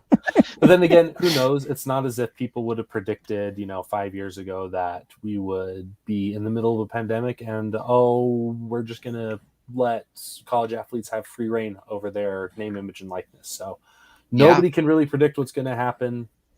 All you can do is be like Nick Saban and try your best to adapt to it as quickly as possible. So, all right. Right. Stu, thank you for joining us tonight, buddy. Again, everybody, he's Mod from College Football subreddit. If you can, go sub to the subreddit. There's always good, fun content over there. Stu, I hope you have a good one. Oh, go ahead. I was going to say thanks for that shout out. If you do come to the subreddit, love to have you. Just be cool and be nice to us mods. Yeah. Be nice to the mods, guys. Be nice on the internet? Boy, you're asking the wrong... well, if you're not nice, we'll just get rid of you. It's that easy. Well, when you have the power, that's important. Mm-hmm. And the hammer's a wonderful thing. Anyway. It is. All right. Thanks, guys. Appreciate it. Yep. You have a good one, Stu. Yep. We'll see you later. See you later. So here's the question that I had, and I'm glad Stu joined us and gave us a good Utah/Pac-12 perspective. Sean, you mentioned with the bowl games as well, and you've talked with my dad about it before, about how the sanctity of the bowls, and my dad's like, but it's always been around, and you brought him into the light of, no, we don't need these bowls. Am I really excited to go watch this 6-6 team that nobody cares about from the Mountain West? I'm sorry, Mountain West. Duke it out. He's like, no, I lose it as background noise. Okay, well, here's my thing about hold on, really fast. And I can say Fanatic. My dad's been a season ticket holder since the 30s because of Grandpa. Grandpa was in the Pride, and then it passed on to Dad. Dad was seriously thinking about selling his season tickets, and he's like, I'm tired of the donor fees. I feel like I'm being nickeled and dimed for every single little thing with it. He's like, outside of maybe one game a year and Bedlam, he's like, I just don't see the cost of selling out for all these season tickets for it, and the chance to go to OU Texas. He doesn't go anymore with it, but the raffle opportunity right there for me to just get it from him, hey, that's still there. The moment OU announced that they were going with Texas to the SEC, changed that entire mentality at that point. He's like, nope, we're going to keep them. He's like, we'll figure something out with it. Because, I mean, my dad's catching on in years at this point. So it's like, at some point, he's got to pass them on to me and then we'll figure it out from there. But he's like, no, there's no way we're going to be selling these tickets now because that is a home slate. He said, I would go to every game for that at this point. But to bring up your point with it, everybody sees this as a positive with it. Like, but the money is changing it, though. Yeah, I just want to make this quick point. Like, even if you look at Texas, Alabama's coming to Austin this year. Second game of the season, second week of the season. Tran and I decided to get we decided to get into the season ticket thing before the 2020 season, knowing Bama was coming, just so that we could secure our tickets. Like, that's how much. So can you imagine a Georgia Bulldog team that is ranked third in the country or second in the country coming to Norman? That's they're coming in 23. Yeah. You see what I'm saying? Like, that's, when you got those type of names on the slate and teams that, again, we grew up watching. You've always seen on TV. We've always admired from afar. As we're all college football fans here as well. So now you get to see them come play your team. That means something. It's not, I'm sorry, Baylor. I'm sorry, TCU. Like that history and those things that are there with those particular programs, that is meaningful. So I totally see where your pops is coming from, Josh. Yeah, and I want to add to that as well with it, because for him, he would pick roughly like one game to go to every single year, just because of his age, just because of weather. It's like, I don't want to deal with the traffic. My eyesight's getting bad. I just don't want to drive at night. Like, that's another thing entirely. But now he's like, I could pick 2 or 3 games and be very excited to go to these games. I don't have to worry about just finding someone to pick up these pay-per-view games that nobody wants with it. Can't wait for that Vanderbilt game in. I cannot wait for the Commodores. Looking forward to that. But on the flip side, there's gonna be plenty of seats available in Nashville. So if you want to go on the road, so you can just walk into Nashville and watch your team play. There's destination trips all over the place, man. Yeah. But what you start with like the bowl game stuff, right? Initially, a little bit with it. Yeah. All right, I'm getting my soapbox again. So, okay, so the Alamo Bowl this year was a unique attraction with Bob coaching that doesn't normally happen. But like I've been a proponent of like evolving. It's like people talk about the bowl games or this and that, and it just honestly it depends how your season went. It depends what your expectations were, and making a bowl game was really impressive like 30 years ago when there was like 15 of them. Right. There's like 40 plus, and like a lot of them are group of 5 bowl matchups or whatever. And if we're going to a super league at some point anyway, I'm like, the group of 5, you all could do your own thing at some point for those who don't make it into the club, or if you have if you do like a European soccer relegation system, like that would really get teams like, we can't lose this game. Whatever we do, like Kansas would never play big boy football again. But they're basketball school anyway. Yeah, they're basketball school anyway. But it's hard. Our expectations were playoff and playing for the Natty, and we end up in the Alamo Bowl. So, but without the Bob Stoops like novelty, like it's like, and then you got Oregon, who's like decimated by a combination of injuries, opt-outs, and COVID. And then you have players no coach, and then a lot of key players for teams are like, we have like 2 top level wide receivers for Ohio State opt out, and it didn't matter at the end of the day because they still have all that talent. And they still came back and won. It was a great game. But it's just players like when who was the first one to opt out? It was the UCLA quarterback. Rosen.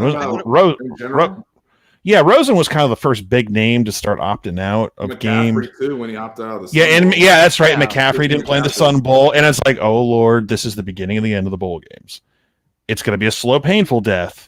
And it's not going to happen right away, but this is the beginning of the end because players with legit NFL futures are starting to figure this out. But like it's going to be interesting because we talked about TV ratings before. These bowl games get numbers. Like most of these little bowl games are owned by ESPN, and it's live event content for their channels, and so they're not in a hurry to get rid of them. But at the same time, it's like they can still stick around, I guess, but. It's like it's gotten to the point where the New Year's 6 games, like the Peach Bowl, the 2 most prominent players did not play in that game for each team. And that disappointed me. Now, it was still a good game. Michigan State, Mel Tucker got himself a New Year's 6 win. Good for the program. But, man, it would have been really cool if Walker was playing in that game and Pickett was on the other side for Pitt. Like, to have those 2, like, those are the names you put on the poster or the marquee, right? And it's just... like if you want those games to matter, that's why you got to expand to this 12-team playoff because those New Year's 6 games will all be playoff games every year. And they're not going to opt out because I believe someone one day will opt out of a playoff game. Someone is going to be brave and roll the dice on that. And they will wear that scarlet letter with them trying to go into the league. Like they were going, so you opted out of an important playoff game. And they're going to write that down in their notes when they're evaluating them. Someone will do it one day because it's like, we don't have a chance. We're going to play Alabama. Someone's going to do that. But for the most part, if you want to keep players engaged, the games do have to matter and don't seem like ancillary or just exhibition. Because if you don't have to play in the game and no one's forcing them to, they have the options, hence opt out. But it's like I used to look forward to games like we love talking about the OU Bama Sugar Bowl, right? No one opted out of that game. We were decimated with injuries. Like Alabama fans would say, "Well, we didn't care about that game." Yeah, but Amari Cooper now too going into but AJ McCarron played, Amari Cooper played. That's the thing though. Sean, you just said it though. It's not that the players didn't care, it's that the fan base wasn't excited about it. Therefore, our guys didn't play as well, and we look to rationalize things. Of course. That's my biggest issue with people that get critical about opt-outs. To me, it makes sense. This is a business, and the players want to operate as a business. Go ahead. Also, I have so many points about this. So another thing. Do it. Go. How many dudes are opting out because they're a first or second round pick? That's now we are talking about the marquee guys. But when you look at the Ole Miss game against Baylor in the Sugar Bowl, and they're gassing up Matt Corral. They got Eli Manning during the introduction. And it's actually quite disrespectful to Baylor because you have an employee and Robert Griffin III who you could have got to do the Baylor introductions, and I didn't even go down that path. But because you wanted to push Matt Corral and your product after you beat up all the kids all day, Olave and Garrett Wilson, for opting out. Oh, and yeah, they killed those guys on Herb Street. They killed those guys all day long. Kirk Herbstreit's up there talking about love of the game. Meanwhile, and this is because the NFL is a smart. They're the ones that are picking and all this type of stuff. The NFL's like Rashawn Slater, Micah Parsons, Jamar Chase. They didn't even play football in 2020. Those kids were fine. Christian McCaffrey, trust me, we didn't hold it against them because he didn't want to play in the Sun Bowl. That did not factor into his evaluation. So it comes down to expectations and what you're used to as a fan. And I think over time, we have to do two things. A, the people that come from that legacy, they'll age out or you'll change. The other thing is we have to get to a point where we redefine the expectations for the bowl games. I don't mind the bowl games, but if you're going to expand the playoffs to at least take care of the legacy, the big ones like the Rose Bowl and the Fiesta Bowl and the Sugar Bowl, all the quote unquote BCS bowl games and whatnot are the ones that really, really mean something. You leave the others. But to me, my expectation has always been, if I know Olave is going to leave, what would I rather do if I'm Ohio State? Would I rather Olave give me one more game so we can win this exhibition? Or can I go ahead and see what Marvin Harrison Jr. has? Can I go ahead and see what Njigba has as a number one? What's more beneficial down the road, especially if I'm trying to keep people from the transfer portal that have been complaining about playing time all year? At least if I let them get to showcase in a bowl game now, I get to introduce them to fans. That's a new level of stardom. Why do you think Texas fans felt the way they did about Casey Thompson? Because of the Alamo Bowl. Alamo Bowl. Yeah. Right? Yeah. And now he ended up in that situation kind of in a weird standpoint when Sam Ehlinger got injured. And everybody's saying, hey, we're happy Sam Ehlinger came back and he's the one dude that didn't opt out and all that type of stuff. But he ends up getting hurt and Casey Thompson comes in. I'm like, that's where you can use the bowl and look at it. It's all about perspective to me. Sure. No pun intended, but it's like, as a fan, if I know my quarterback, we already out of the mix. We 8-5. Why am I talking to people? I don't care if he wants to go start his training to get ready for the combine. I'm not going to hit him with the loyalty tag because he doesn't want to come to the Tax Slayer Bowl. But so many fans are just, you see the vitriol, and maybe it's like, the most vocal, it's I don't know if it's a vocal minority, but like I hear it's like, oh, they're quitting on their team. They're quitting on this. It's like, bro, it's like, I hate to break the bad news. It's not that at all. And like, I know they, the past 3 years, they've updated the redshirt rule from like, you could play up to 4 games and that's a big one for the Bulls. I would go a step further and say, if you're playing in like one of these minor bowl games, like that's not the playoff, then don't have it count against your eligibility. So you can go like, man, winter workouts, this dude is going to be great next year, but you get to see the sneak preview of this true freshman who's had to, he wasn't ready yet, but he's been in the weight room and, he's in pass skills. He's finally starting to get the offense. This is his debut. So like, that's how you keep those games interesting, because you get the hype of like, because Trevor Knight, like when we got our asses whooped by A&M in that Cotton Bowl one year, Trevor Knight was like, dude, you got to hear about Trevor Knight. Now, it didn't work out the way exactly we wanted to, but we saw that Trevor Knight a year later against Bama do what he did. Right.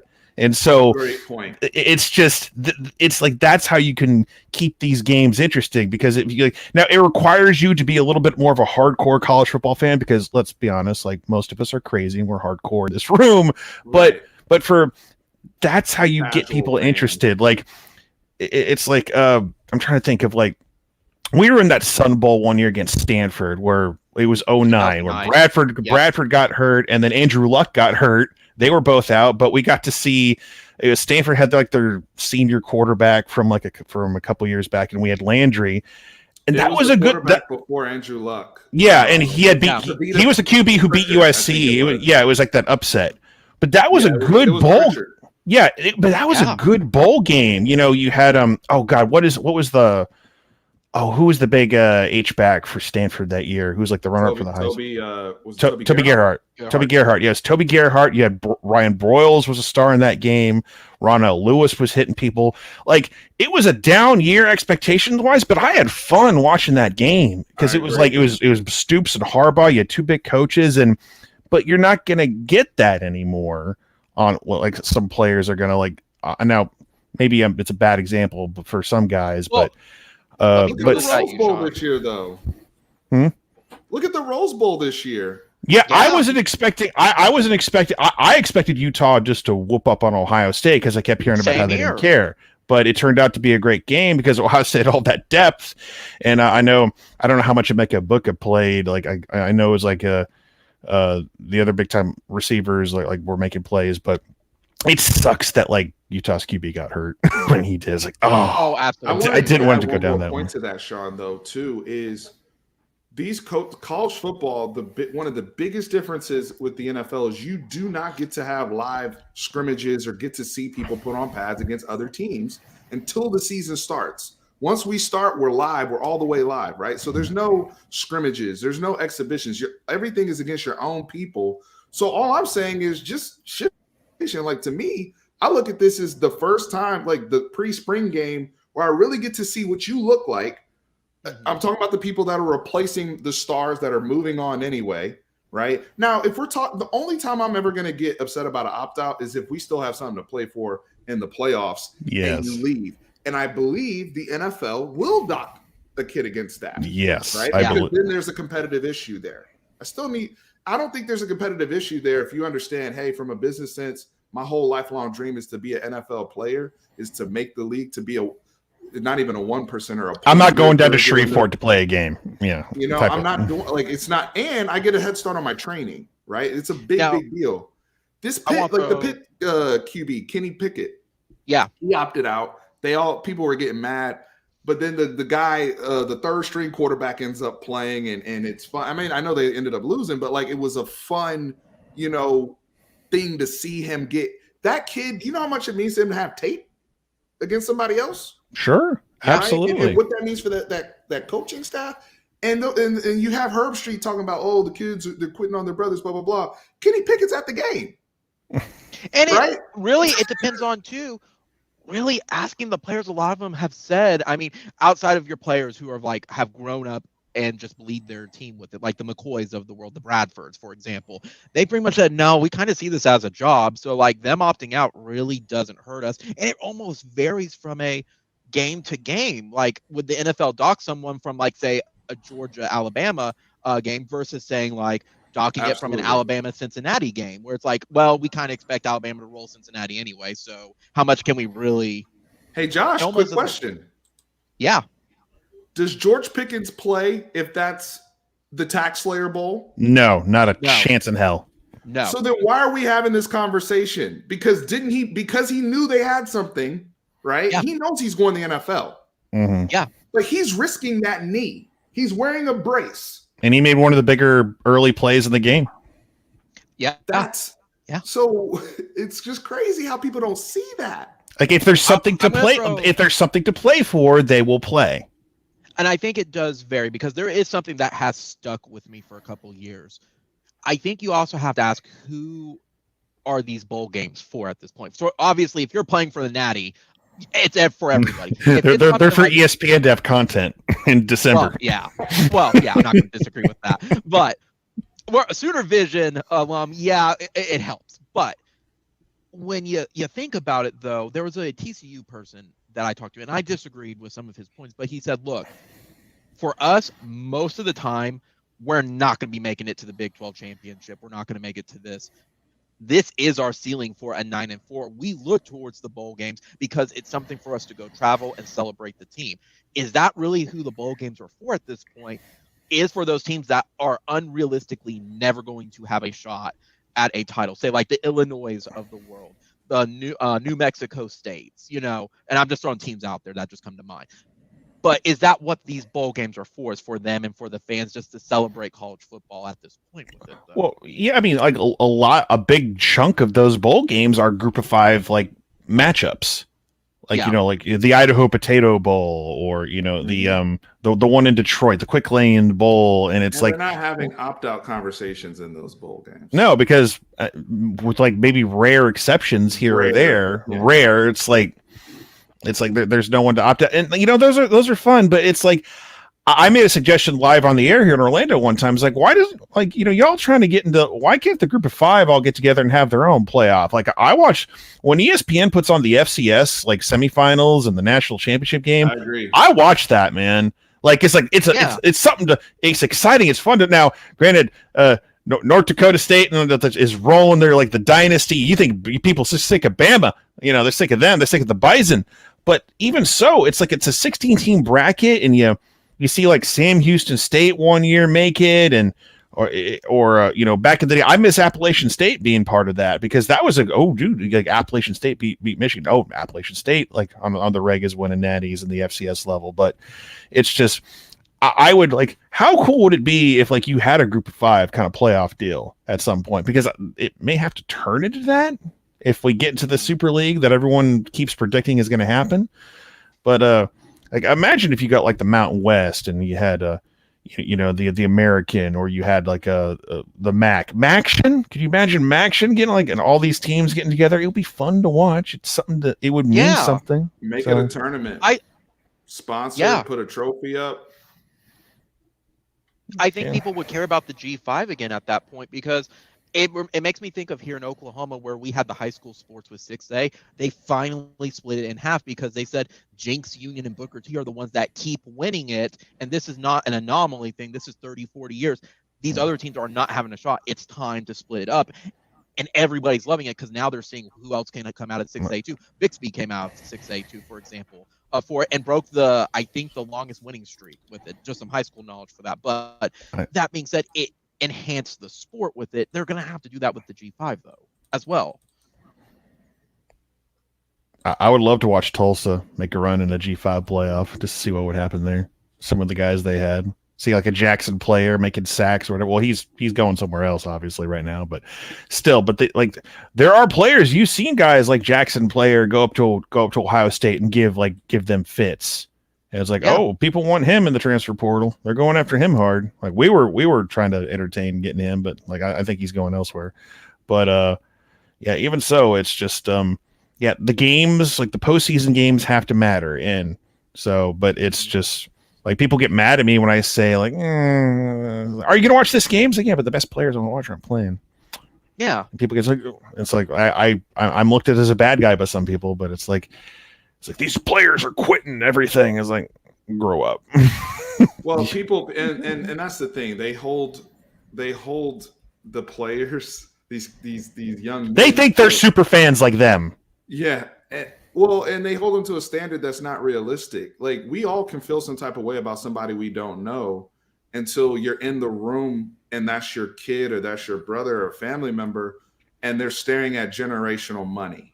Mm-hmm. And it's like, we really got it. Like, this is not the same conversation as, oh, you're not playing for the school, blah, blah, blah. And so those things matter, right? And so we gotta have a real understanding. The other element in the room, because my sponsors, I am in the sports betting industry. There's the element of sports betting, and that's only becoming bigger and bigger. Yeah, right? Fanatic, I can say that too. Oklahoma just introduced a bill saying, "Oh yeah, we're introducing sports betting. Like we don't care what the governor says. If it has to be on tribal land." Hey Florida, could you hurry it up, please? Florida, could you please hurry it up? Gotta get that bank. But I get in on this. Yeah. But you bring that up, though. I mean, I remember when, again, I bring it up because that's where a lot of my framework for college football game. When I was in Sooner Vision, it's the same thing, though, where they're like, we know betting's a thing, guys. Y'all better not do it while you're on our payroll with it. Otherwise, we're going to have problems because that's going to lead to probation and stuff. Like, that was the kind of the only non-negotiable term where if it's like, you're not going to even have to sit down. We're letting you straight out go. That's it with it. But it's changing. They're going to have to accept it. Like, they were even strict on no fantasy football the world's changed in 10 years with it. Like, it's coming, whether they like it or not. That's what NIL is here, as you said. And that's like bringing different sets of eyeballs to your sport, just the Yo, same way fantasy football did with the NFL. There's so many people that care about the NFL because of fantasy football. Yeah. Period. Your $100 Amazon gift card just cost you your job, sir, that you won in your fantasy. The other point I made too, with regards to, you know, just the business side of things and how people evaluate, like I always told people, you wouldn't make, you know, we just have a trouble of seeing ourselves in other people's shoes. And one of the things we have to do is, like, where you work or a business you run or own or whatever, you have two goals: increase profit, mitigate risk. That's all they're doing. Mm-hmm. And for that disconnect to happen, because I'm a fan of something, you don't make decisions in your business that way or anything else in your life. I hope not. Well, some people do. Well, I think for our fan base, it's like there's one guy that everyone that will go down, in my opinion, as the most popular OU football player ever, and it's Baker Mayfield. And it's not just because he won and won a Heisman. He loved being an OU football player, like as much as like a fan would. He is like the fantasy you, like, if a genie grants you a wish, I wanted that's the life I wanted to live, as an OU football player and be that guy. Like he emphasizes, he gets people fired up, he trash talks and does all these things, but like there's only like one of those guys. Exactly. Only one of those guys. So everyone else is like. That's exactly how Texas fans feel about Sam Ehlinger, because Sam Ehlinger, and his lifelong dream was to be the quarterback of the University of Texas. He grew up in Austin, Texas. The story with his father, you know, just recently losing his brother. The whole thing is the exact same thing. And that's why him and Baker get into it, because they wear that on their chest or their sleeve. That is a 1 in a million person, though, right? And so, you know, you don't see that, every now and again, Alabama will get a player where they just wanted to be at Bama, they love Bama, blah, blah, blah. But so many of those guys are there, and we understand. To get to the league. Right. It was like, Nick Saban will get me to the league. Correct. And a lot of those guys appreciate it after the fact. After the fact. Like, the network, the camaraderie, the interaction with the people. It's not like they had a miserable time in Norman. No. Like, you know, the way y'all moved, all your alumni in the NFL, I've been impressed with that how much they care, right? And how much they're lobbying for somebody. So just because, even if I do decide to opt out, that doesn't mean I don't care about the school or grateful for what they gave to me. Also, if I'm opting out, that means I had a pretty damn good career at your school, probably over 3 years, right? Where we did some things. So, you know, that's why they're getting involved and saying, hey, I want to lobby for, you know, who's your running back coach? DeMarco. Yeah. Right? This is a guy that won Offensive Player of the Year in the NFL. So, God, he has such a good run. It does. I don't know how they do it in Austin for y'all, but I can say at the home games, they pump the NFL guys basically pregame and then during the game, like, who's playing tomorrow, guys? And you can tell who the popular players are, but they go through every single player, and some of them get their chops and stuff. That they earned it in. It could be like a dude on special teams. He's playing tomorrow. Like that's what it is. He's playing. Well, you're going exactly where I was. Like, was like Tressway. Yeah, he was liked when he was here. No, Tressway, one of the best punters in the league, though. Like, for real. I know we're talking punters, but for real, Tressway, one of the best punters in the league. No, he is. But where I was going with that, though, was like the cheers for him are as much as Baker, as much as Mixon, as much as CD in the stadium with it. They really do pump. Like, there is an after, guys. Their careers aren't over just because they graduated, just because they're seniors, just because they didn't win the Natty. Well, we're about to have 7 statues of players outside of the stadium now. Like, if we ever get that, those statue ceremonies are going to be very awkward. Hey, don't forget, we're actually going to have 8. Don't forget the Selmans are getting their own statue. Well, yeah, that's 3 more. Yeah, the Selmans, like, who wreaked havoc in the mid 70s. God bless Mrs. Selman. But yeah, just, you know, over, like, again, like you see your comments, I'm sure, and I've got mine, and it's like I upload a video where I think I have a well thought out take, and I say these things, and then there's the all caps. It's just like always. It's always like the first 10 comments. It's like always a guy's like, you stay at your job for that job you didn't like for 12 years because you didn't want to be called a quitter, or did you like what else in life are you applying that type of logic, Joe fan? It's like you know what I do? It's like when I upload a video, and if like I'm right there, I'll read like within the first 30 minutes, I'll read the comments, and then after that, I stop. I move on. Like if your comments aren't within like the first 20, 30 minutes, probably not going to see them, because it will just drive you insane. Especially at this level of like interaction that we have now. I agree. I mean, I'm all for respectful discourse, and there's things I've seen in the comments where I've learned, right? And or somebody has provided, hey, Steve, I disagree with you. Here's why. Boom, boom, boom. And I'm like, okay. I wish I had those comments. Can I get some about it that way? Sometimes I'll get an email.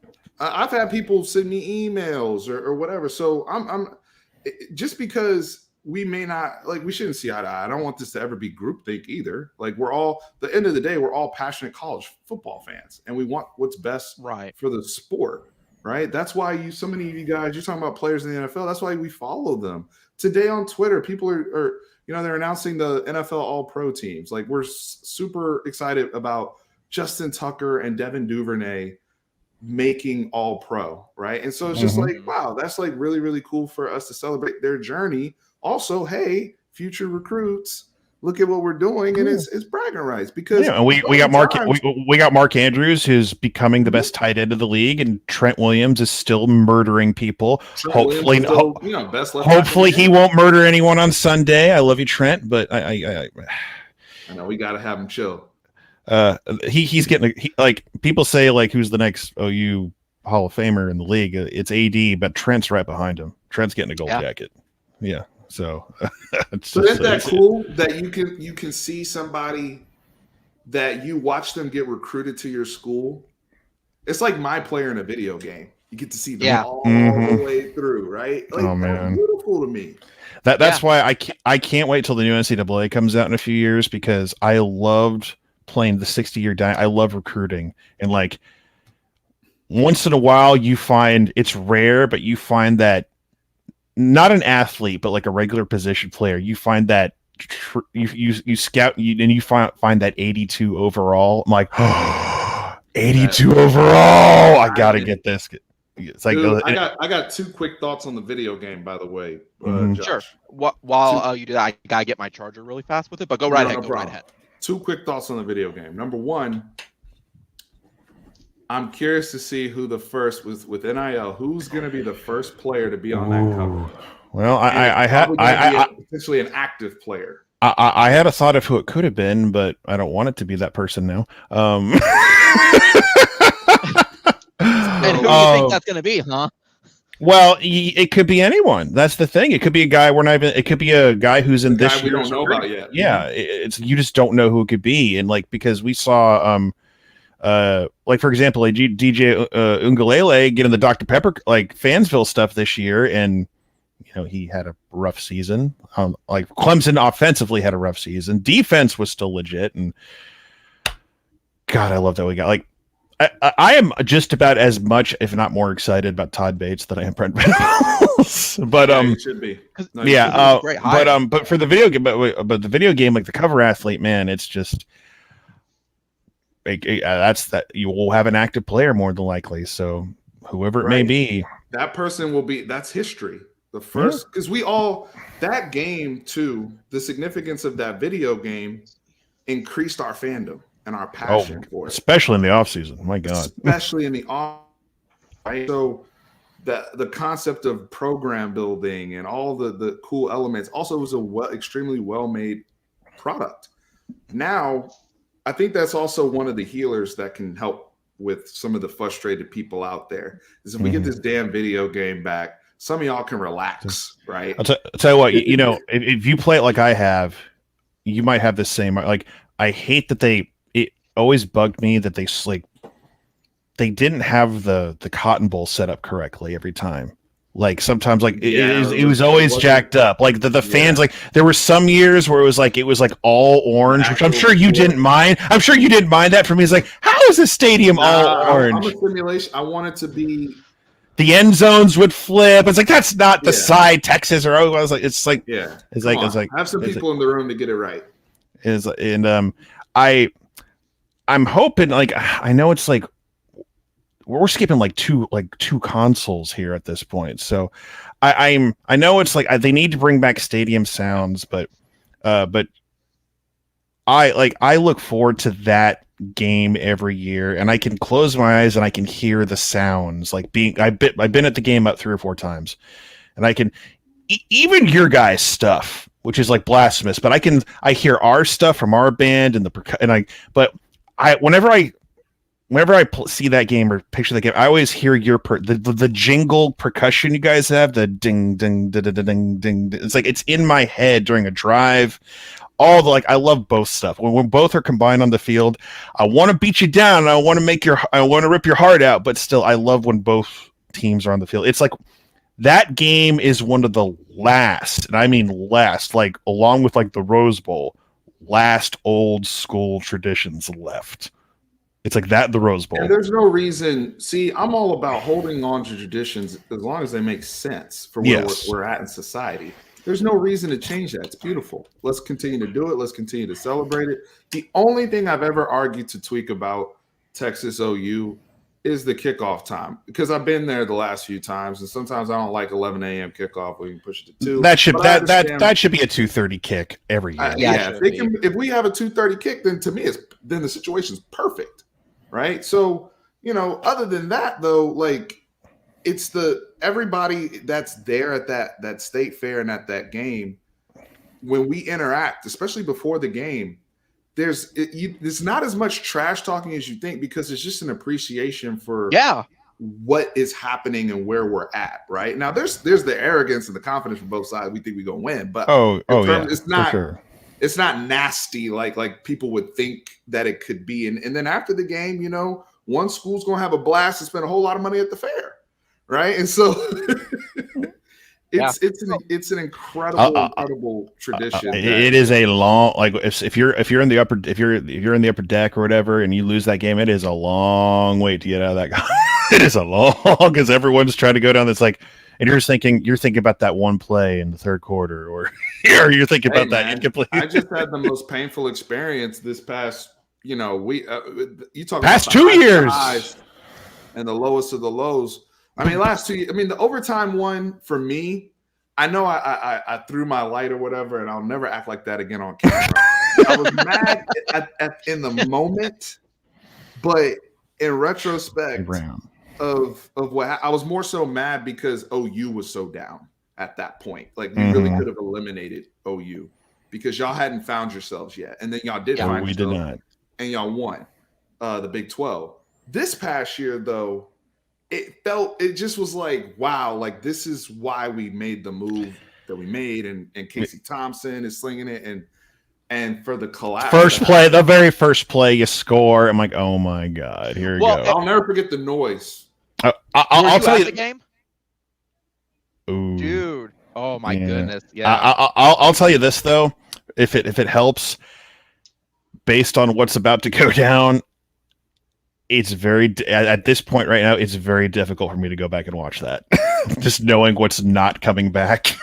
And it's like, I mean, I know it feels nitpicky. It's like, oh, you won the game. What are you complaining about? But it's like, man, he's not coming back. And that game is why Texas fans are happy that he's gone, because he went all the way in his bag. He threw the kitchen sink out there. He ran literally whatever the coach could possibly do, A, to keep his team in the football game, number one, and B, 2 years in a row with the quarterback situation.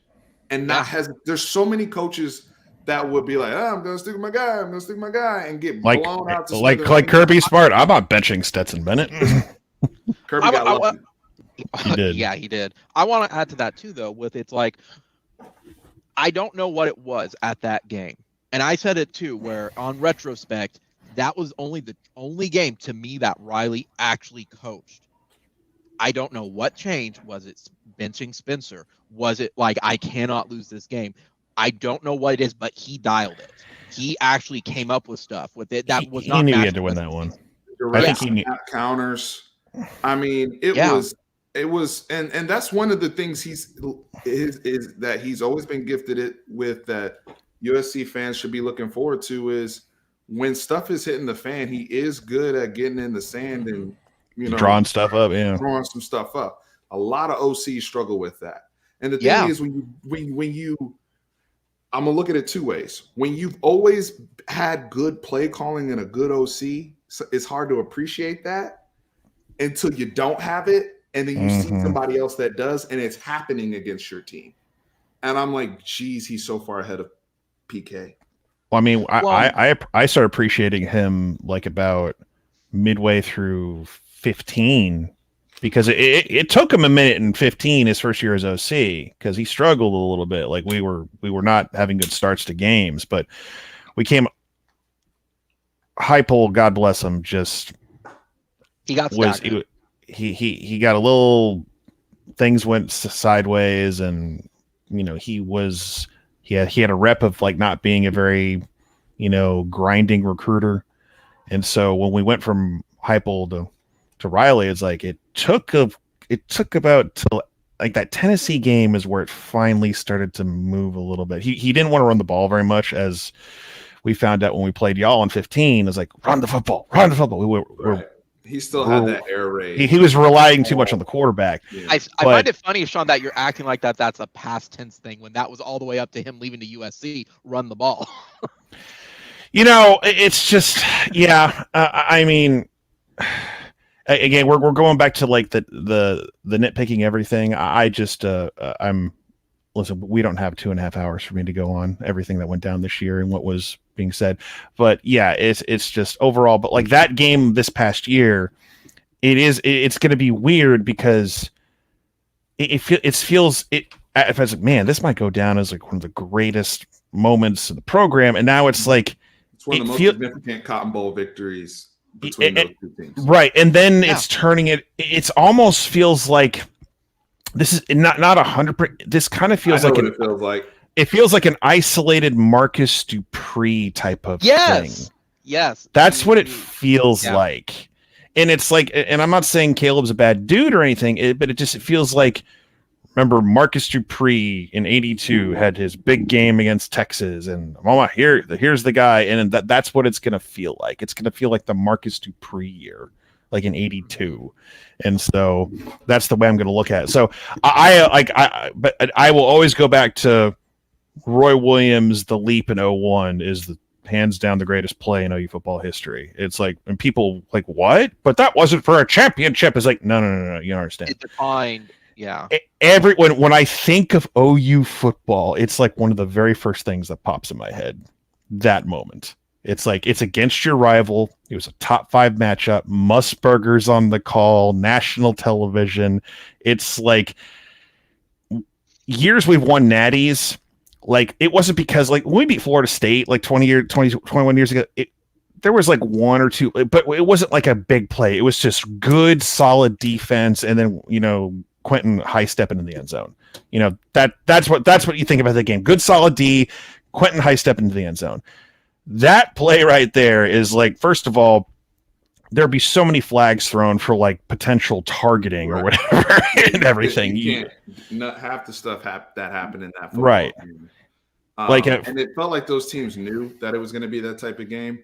Kind of similar. It's crazy we're saying this about the big. That's why perceptions. We gotta be 3-dimensional thinkers here.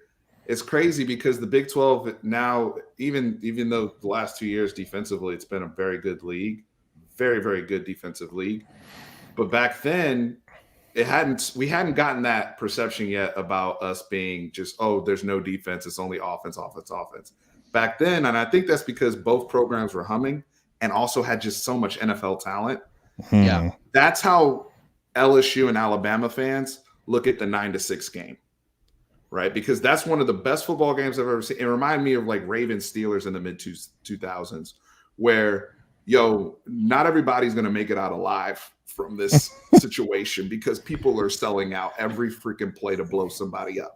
Like this is not for let the women and children go to the other room. Okay. That's what, if you go back and watch some of the stuff that was happening, is crazy.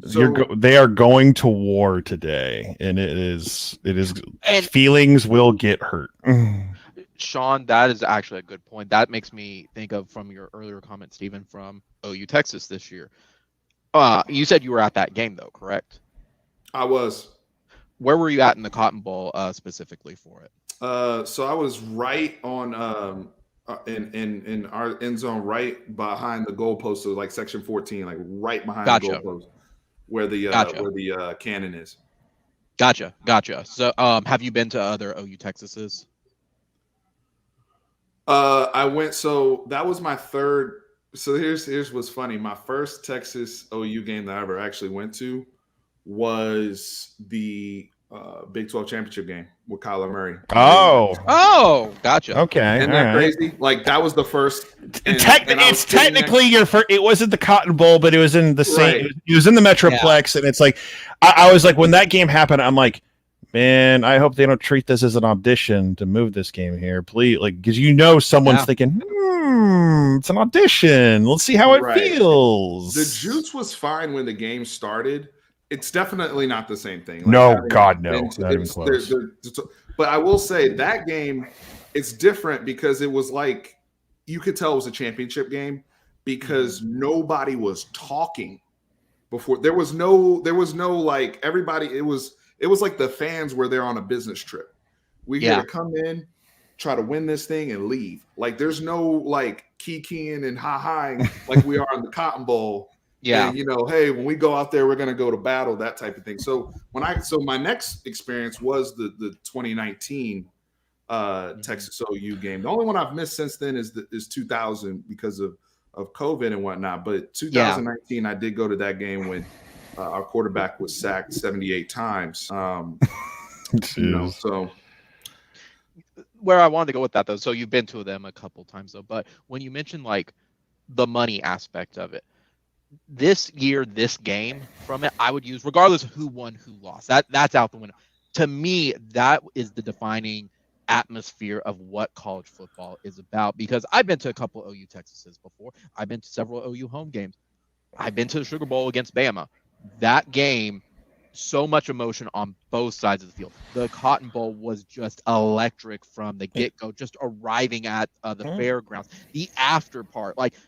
To me, that was the single best experience of a football game I've ever gone to. It's been back and forth. Yeah, it's been a one-score game every year since 14. It's consistently a really good game. I mean, it may not have like an epic conclusion every time, like we've seen the past couple of years, but it's won in the fourth quarter every year.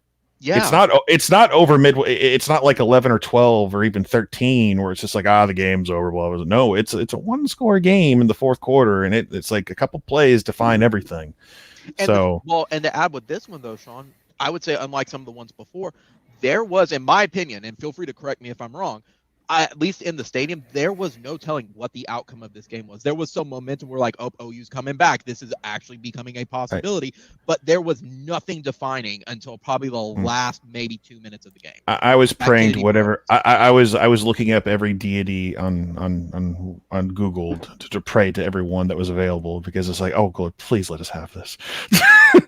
Well, what you said before, Sean, is when you get to that point, you don't want to lose that game, regardless of who it is. You don't. When Casey hit that big play to score, it's like, oh man, this is gonna come to the bitter.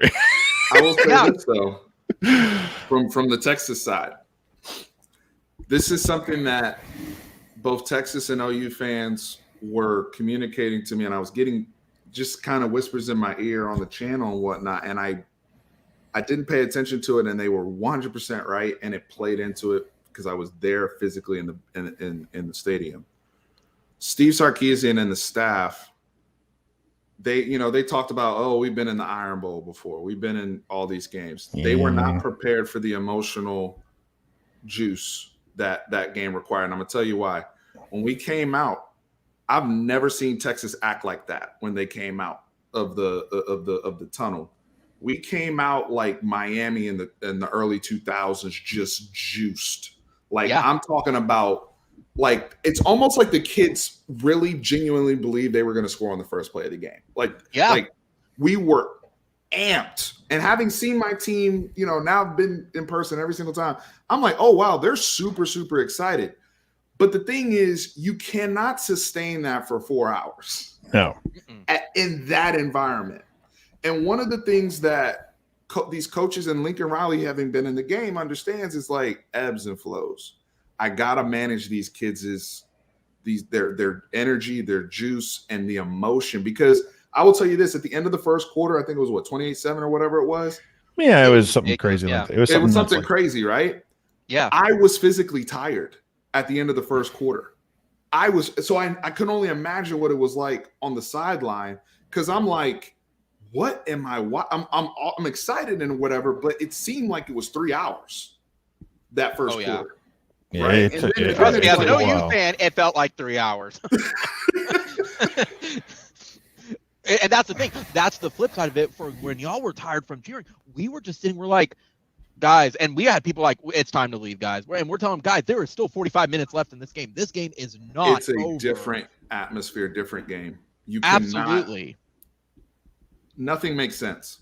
Y'all go for it on 4th and 1 on your own side of the field with the backup at the time, and he runs for a touchdown. Like, nothing. That emotion. Insanity. Yeah. Well, and that's the thing, adding that in too. It was just like, to me, the defining moment, sure, the Kennedy Brooks for me was fantastic.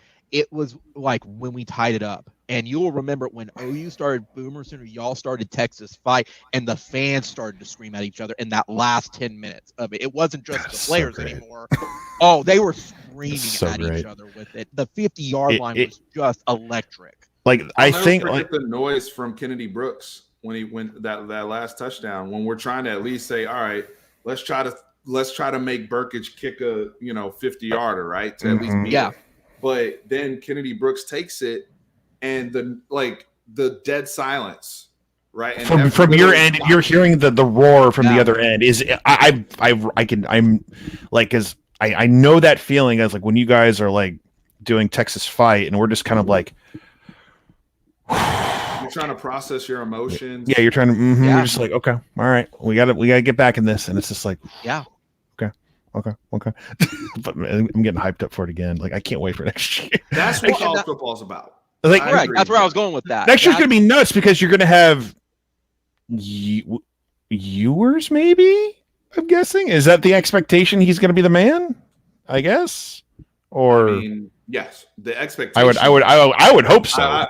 But as we saw last year, everybody expected Casey Thompson to be the opening day starter, and he, loses the job up front to Hudson Card before, and Hudson Card is not transferred, and there'll be a quarterback competition. But I think if Quinn Ewers is the guy that everybody thinks that he is, and Steve Sarkisian is this master quarterback developer that his resume says that he is, once that ball starts coming out his hand, is different. It's different. And I think by the time, now that's what's interesting about the Bama game too. It's like you don't really have any time. You got UL Monroe that you open with, and then you roll right into Alabama coming into Austin. So at least you're not Alabama's revenge game. It'll be his job. Well, I mean, it's for whatever reason, like when y'all gave LSU a tough out a couple years ago when they're arguably the greatest team ever. And that was a great game to be. I'm just like it was just those one or two plays by the goal line you just couldn't punch it. It's like, damn, they could win this game. They could just punch it, but like it was just little, just like it was just. And the then thing about the Texas LSU game though was we knew. I remember feeling I think it was during the third quarter when Jefferson started going off. At some point, I said to myself, I was like, these dudes don't look. They're not throwing the ball like collegiate people. Like Burrow's not missing. Yeah. Jefferson's running routes like he's Steve Smith Jr. You know, like at some point, I remember saying to myself, I'm like, how come they're not the number one team in the country? These dudes are amazing, right? We know. We found out. We found out, but we were really the first. Because they were 10-1 the year. They're 10-3 the year before, and they had a nice bowl game win against, I think it was UCF at that point. Yeah, they won the UCF. No one, like Jamar Chase was like, oh, he had a nice bowl game. Jefferson had a nice freshman year, you know, but nobody was talking about Joe Burrow as a number one overall pick, right? And so we got firsthand Joe Brady's in the booth calling the plays and all that, and like, wow, that was that they were truly an all-time juggernaut. It's just that we didn't know it at the time. And it's like, I feel like some of us as Texas fans would probably feel differently about that game if we had known. Like later, by the time they played Bama, it was everybody like, knew LSU was legit. Oh, it was like, okay. But right? it was like by the time everybody was like, ooh, I don't want to face that offense. We found out that we found out that Jalen Hurts making one read and trying to tuck it and run was not going to work against that team. Yeah. And we got LSU when they were beatable. We got LSU when they were indestructible. It's like Jalen Hurts. LSU was self-aware by the time they played y'all. Skynet was all the way active, right? Yeah. At that point, there was no. It was inevitable, right? Like they didn't open the playbook Justin against Broyles us out there on Justin Jefferson trying to cover him on a flag route. It's like, bro, that's not even your fault. You have no chance. It's like Justin Broyles is like generally a really nice guy. He's not an elite. He's like, he had a great bowl game against Oregon for what it's worth. But I tell Texas fans because they're like, oh, you know, woo. And I'm like, well, go look at the NFL. For those of you who watch the NFL, Justin Jefferson is doing that. He went into the league day one and was doing the same thing to NFL corners. Yeah. Jamar Chase doing the same thing to NFL corners. You guys shouldn't feel like you can't play. It's just that these guys were elite all-time players that all ended up together, right? Like at that just nuts. But and then they can't. But they can only do it but then LSU get it all for that one, and then just explode afterwards, and they lose to Mississippi State week 1. And it's like, oh my God, this is different. But then again, everything was crazy in 2020. So, do you think Georgia's going to have that reality? Well, listen, Georgia's going to be good, but they're losing a lot of players on that team. That's what I was asking. I don't know how many. They're losing They are, but they've recruited a lot better than LSU was recruiting at that point. LSU was still recruiting well, but Georgia is, and you're right, Sean, they are losing a lot of guys. I mean, Nakobe Dean, and they're losing leaders. Yes. But they'll be good, though. They'll be good. They'll still be expected to be. It's not going to be a 5-5 team. You know what I mean? No, they're gonna win the East and be in Atlanta for sure. Mm-hmm. Like they're without a shadow of a doubt. And Bama too, probably, and from the West. So those teams are built factory style, and that's where Kirby and Nick Saban are hand in hand. They've built them like, all right, this is the model that went out. We're now moving on to the next model, right? Like we now have a fact, because we've seen Georgia lose a whole bunch of dudes, and then the new dudes come in there and they're amazing, just like the other dudes. The thing was, they just weren't getting over the hump when it came to Bama in particular, or they would trip over themselves at some point and say they didn't want to be in the game or whatever they would say. But when we've seen them realize, like I said, with LSU becoming self-aware of their full powers, Georgia's, to me, even still, we said it earlier, they still have another level with the quarterback. Yeah. What if they actually unlock that? It's like when Nick Saban figured out the quarterback position. Nick Saban figured it out. He finally got a call. It's like, oh, he got Tua. Oh, okay. Well, but to be fair, though, Nick Saban does have his one crutch if he can't get a kicker. Cannot get a kicker for the life of him. Good. No, like their kicker didn't cost him anything this year. Like there wasn't a kicker issue. I don't think so. The last kicker problem they had was the Auburn game. Yeah. Mac Jones came in for Tua. I think that was the last time they. But when they won the Natty the next year, the kicking, it was still right. It was actually Reichert who's the kicker now. But that was a thing for a while. With Bama. They were Florida State 2.0 except they kept winning natties despite themselves, despite the kicker situation. Florida State's another one that I grew up with that was, as dominant. Florida State, Miami around Labor Day, they used to mean something. All the Florida schools, like the three pillars, are kind of like in a rut right now. I know Cristobal's down here in Miami now, and we'll see if he can reinstate the state of Miami of I-4 and South and try to reinstate Miami's that. biggest problem is administration, or you Alabama. mean? Oh, Alabama. Okay, I thought you meant like within. It's like the administration for years like did not like put in the effort. It's like you have to all be aligned in school. But they got all sorts of organizational problems. But the Miami we grew up with, they kept their players home. Mm-hmm. Alabama in the national championship last year, when they did when you see the name scroll across the screen and it says where they're from, Florida. All five kids, not even just, they were all Plantation High School, North Heritage. All of them, those were all Miami. There wasn't no discussion. Northwestern High School, there was no discussion down there in Miami-Dade County and Fort Lauderdale where you were going to go to school if you were an elite player. Mm-hmm. And now that's the thing. That area is still producing the same level of talent they've always produced. Yes, They're just not going to Miami. Patrick Surtain Jr. that went to Plantation High School, he would have gone to Miami in 2002. I've talked to I have a Miami buddy. Dude, y'all got to find a way to get a stadium on campus, even if it's a small one. Like you've got to you cannot keep playing up in Miami Gardens. It is just, especially for your fan base and your students, because it's like a 45-minute shuttle bus ride just to get up there. And we all have student sections who just want to walk in and out and, want to have can I have a wristband where I can go in and out because they want to tailgate outside? You can't do that. You have to dedicate your whole day to go to a Miami football game. And it sucks. That's part of the adaptive measure of college sports today. So I'm glad you brought that up, because we talked about how we consume it as fans when we're not there. Mm-hmm. As fans there, everything's mobile. Everything's QR codes. We want access. We want convenience.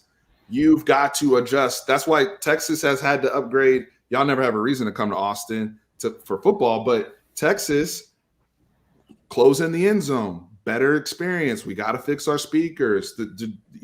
These are real things that impact you. And if you sit there like you're Blockbuster and you're like, you know what? No, we're good. We're dope. We gonna keep doing business as USC. usual. Like your Randy Marsh in the South Park episode. Stan, look at the running the Blockbuster. Dan, you will become a dinosaur overnight. Oh, you had that reality, Stephen, when OSU upgraded their facilities and they beat us. I think it was even with the re-kick in 2013, they had a hard look and said it was time. It's time for us to take that next step with it, because we are losing some in-state recruits. We're losing games we should not lose. Now, some of it was staff. Some of it was just not dedication to the game on it, just wanting to be there. But that change did happen. Yeah.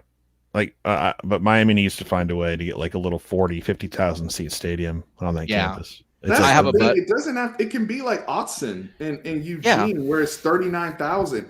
I'm all about what's your atmosphere versus size and scale. Mm-hmm. What's your atmosphere? That's why I'm glad our basketball team is scaling down to a sub 10,000 seat arena. So because they see what Duke has, right, at Cameron Indoor Stadium. It's like one of the greatest atmospheres in college sports. Exactly. So Miami has to recreate that. How do you incorporate your students back into it? Because right now, if you're, like you said, if you're a student, why are you driving 45 minutes outside?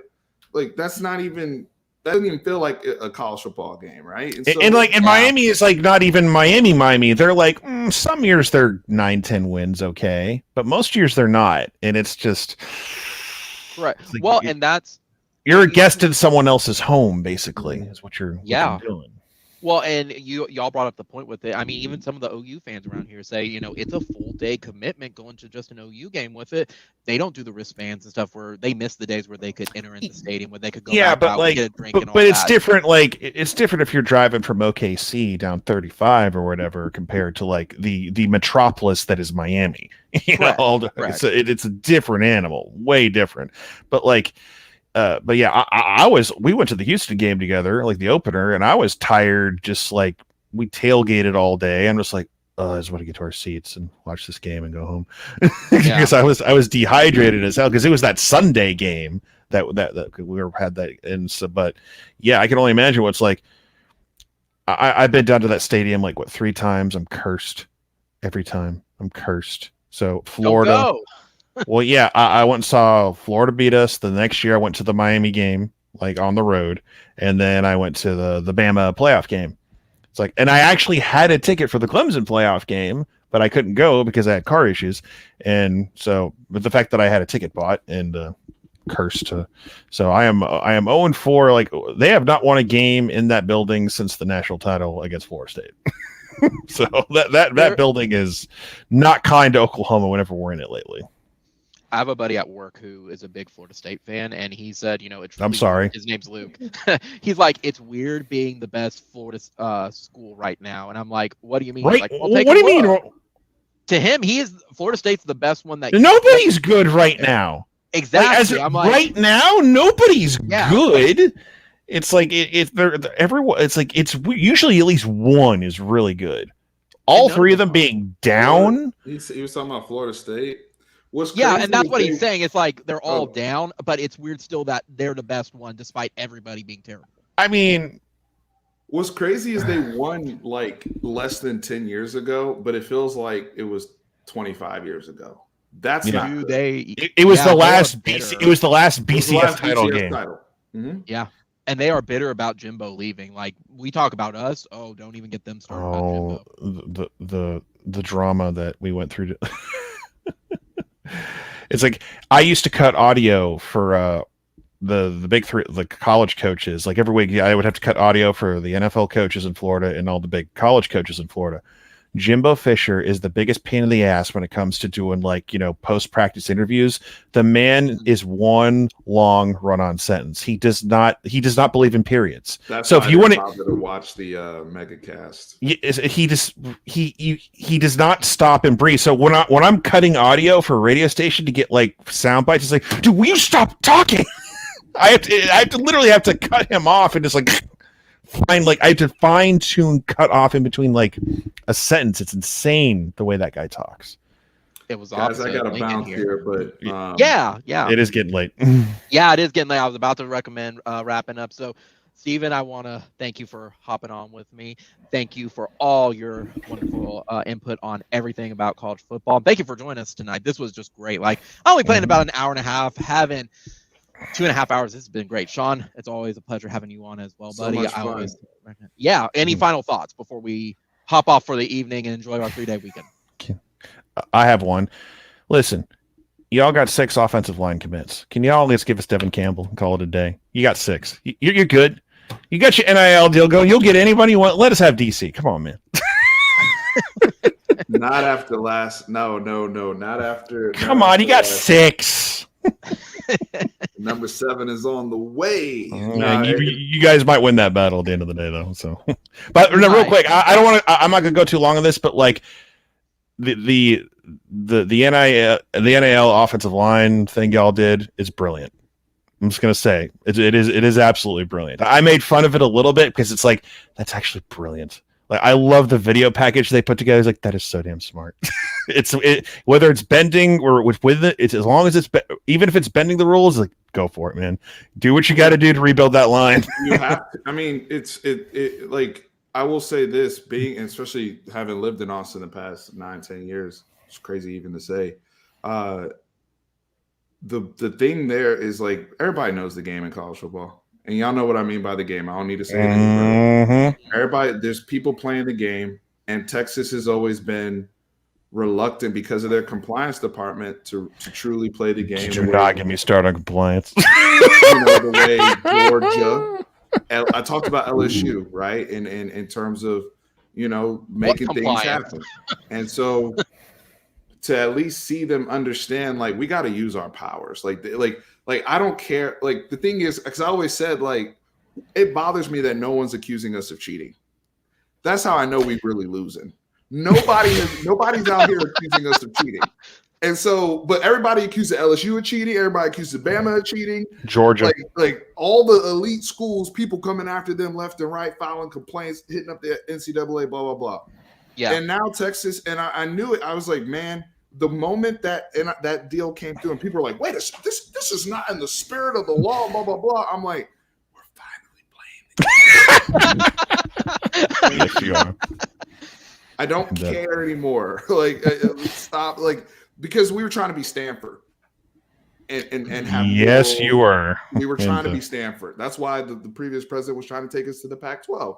So now, you go if you're going to the SEC, we know how they look at Scam Newton, how he got to Auburn, right? Like, that's all those teams roll that way. Yeah, he was allegedly scared off by Landry Jones when he came to visit us. Like, we were in his top 3. He was allegedly scared off by Landry Jones. Was his father Cecil Newton? Yeah. I mean, come on. Yeah. I was like, please pass around a collection plate. I would have gladly donated to get Cam Newton for 1 year. Are you kidding me? Right. And if you would put that up now in the NIL era, like, can we submit a bid? Like, because you know what that can give you. Because that 2010 team with Landry lost 2 games, won the Big 12, won the Fiesta Bowl. We're in the BCS championship. We have Cam. Yeah, we are. We absolutely are. That's my part and thoughts, guys. All right. That's perfect. Thank you again, guys. Be sure to sub to Fanactic Perspective. They have wonderful content. Definitely. Go Cowboys on Sunday. Go Cowboys. There you go, guys. Guys, I hope you'll have a wonderful 3-day weekend if you have a 3-day weekend with it. Otherwise, Sean, I will see you here probably in about 2 weeks. For everyone, we're going to take a Sunday off before we live stream again. So, Fanatic, I hope you have a good 3-day weekend. Sean, I hope you have a good 3-day weekend. And I'll see everybody here in a couple weeks. Boomer Sooner. Thank you. Later. Later.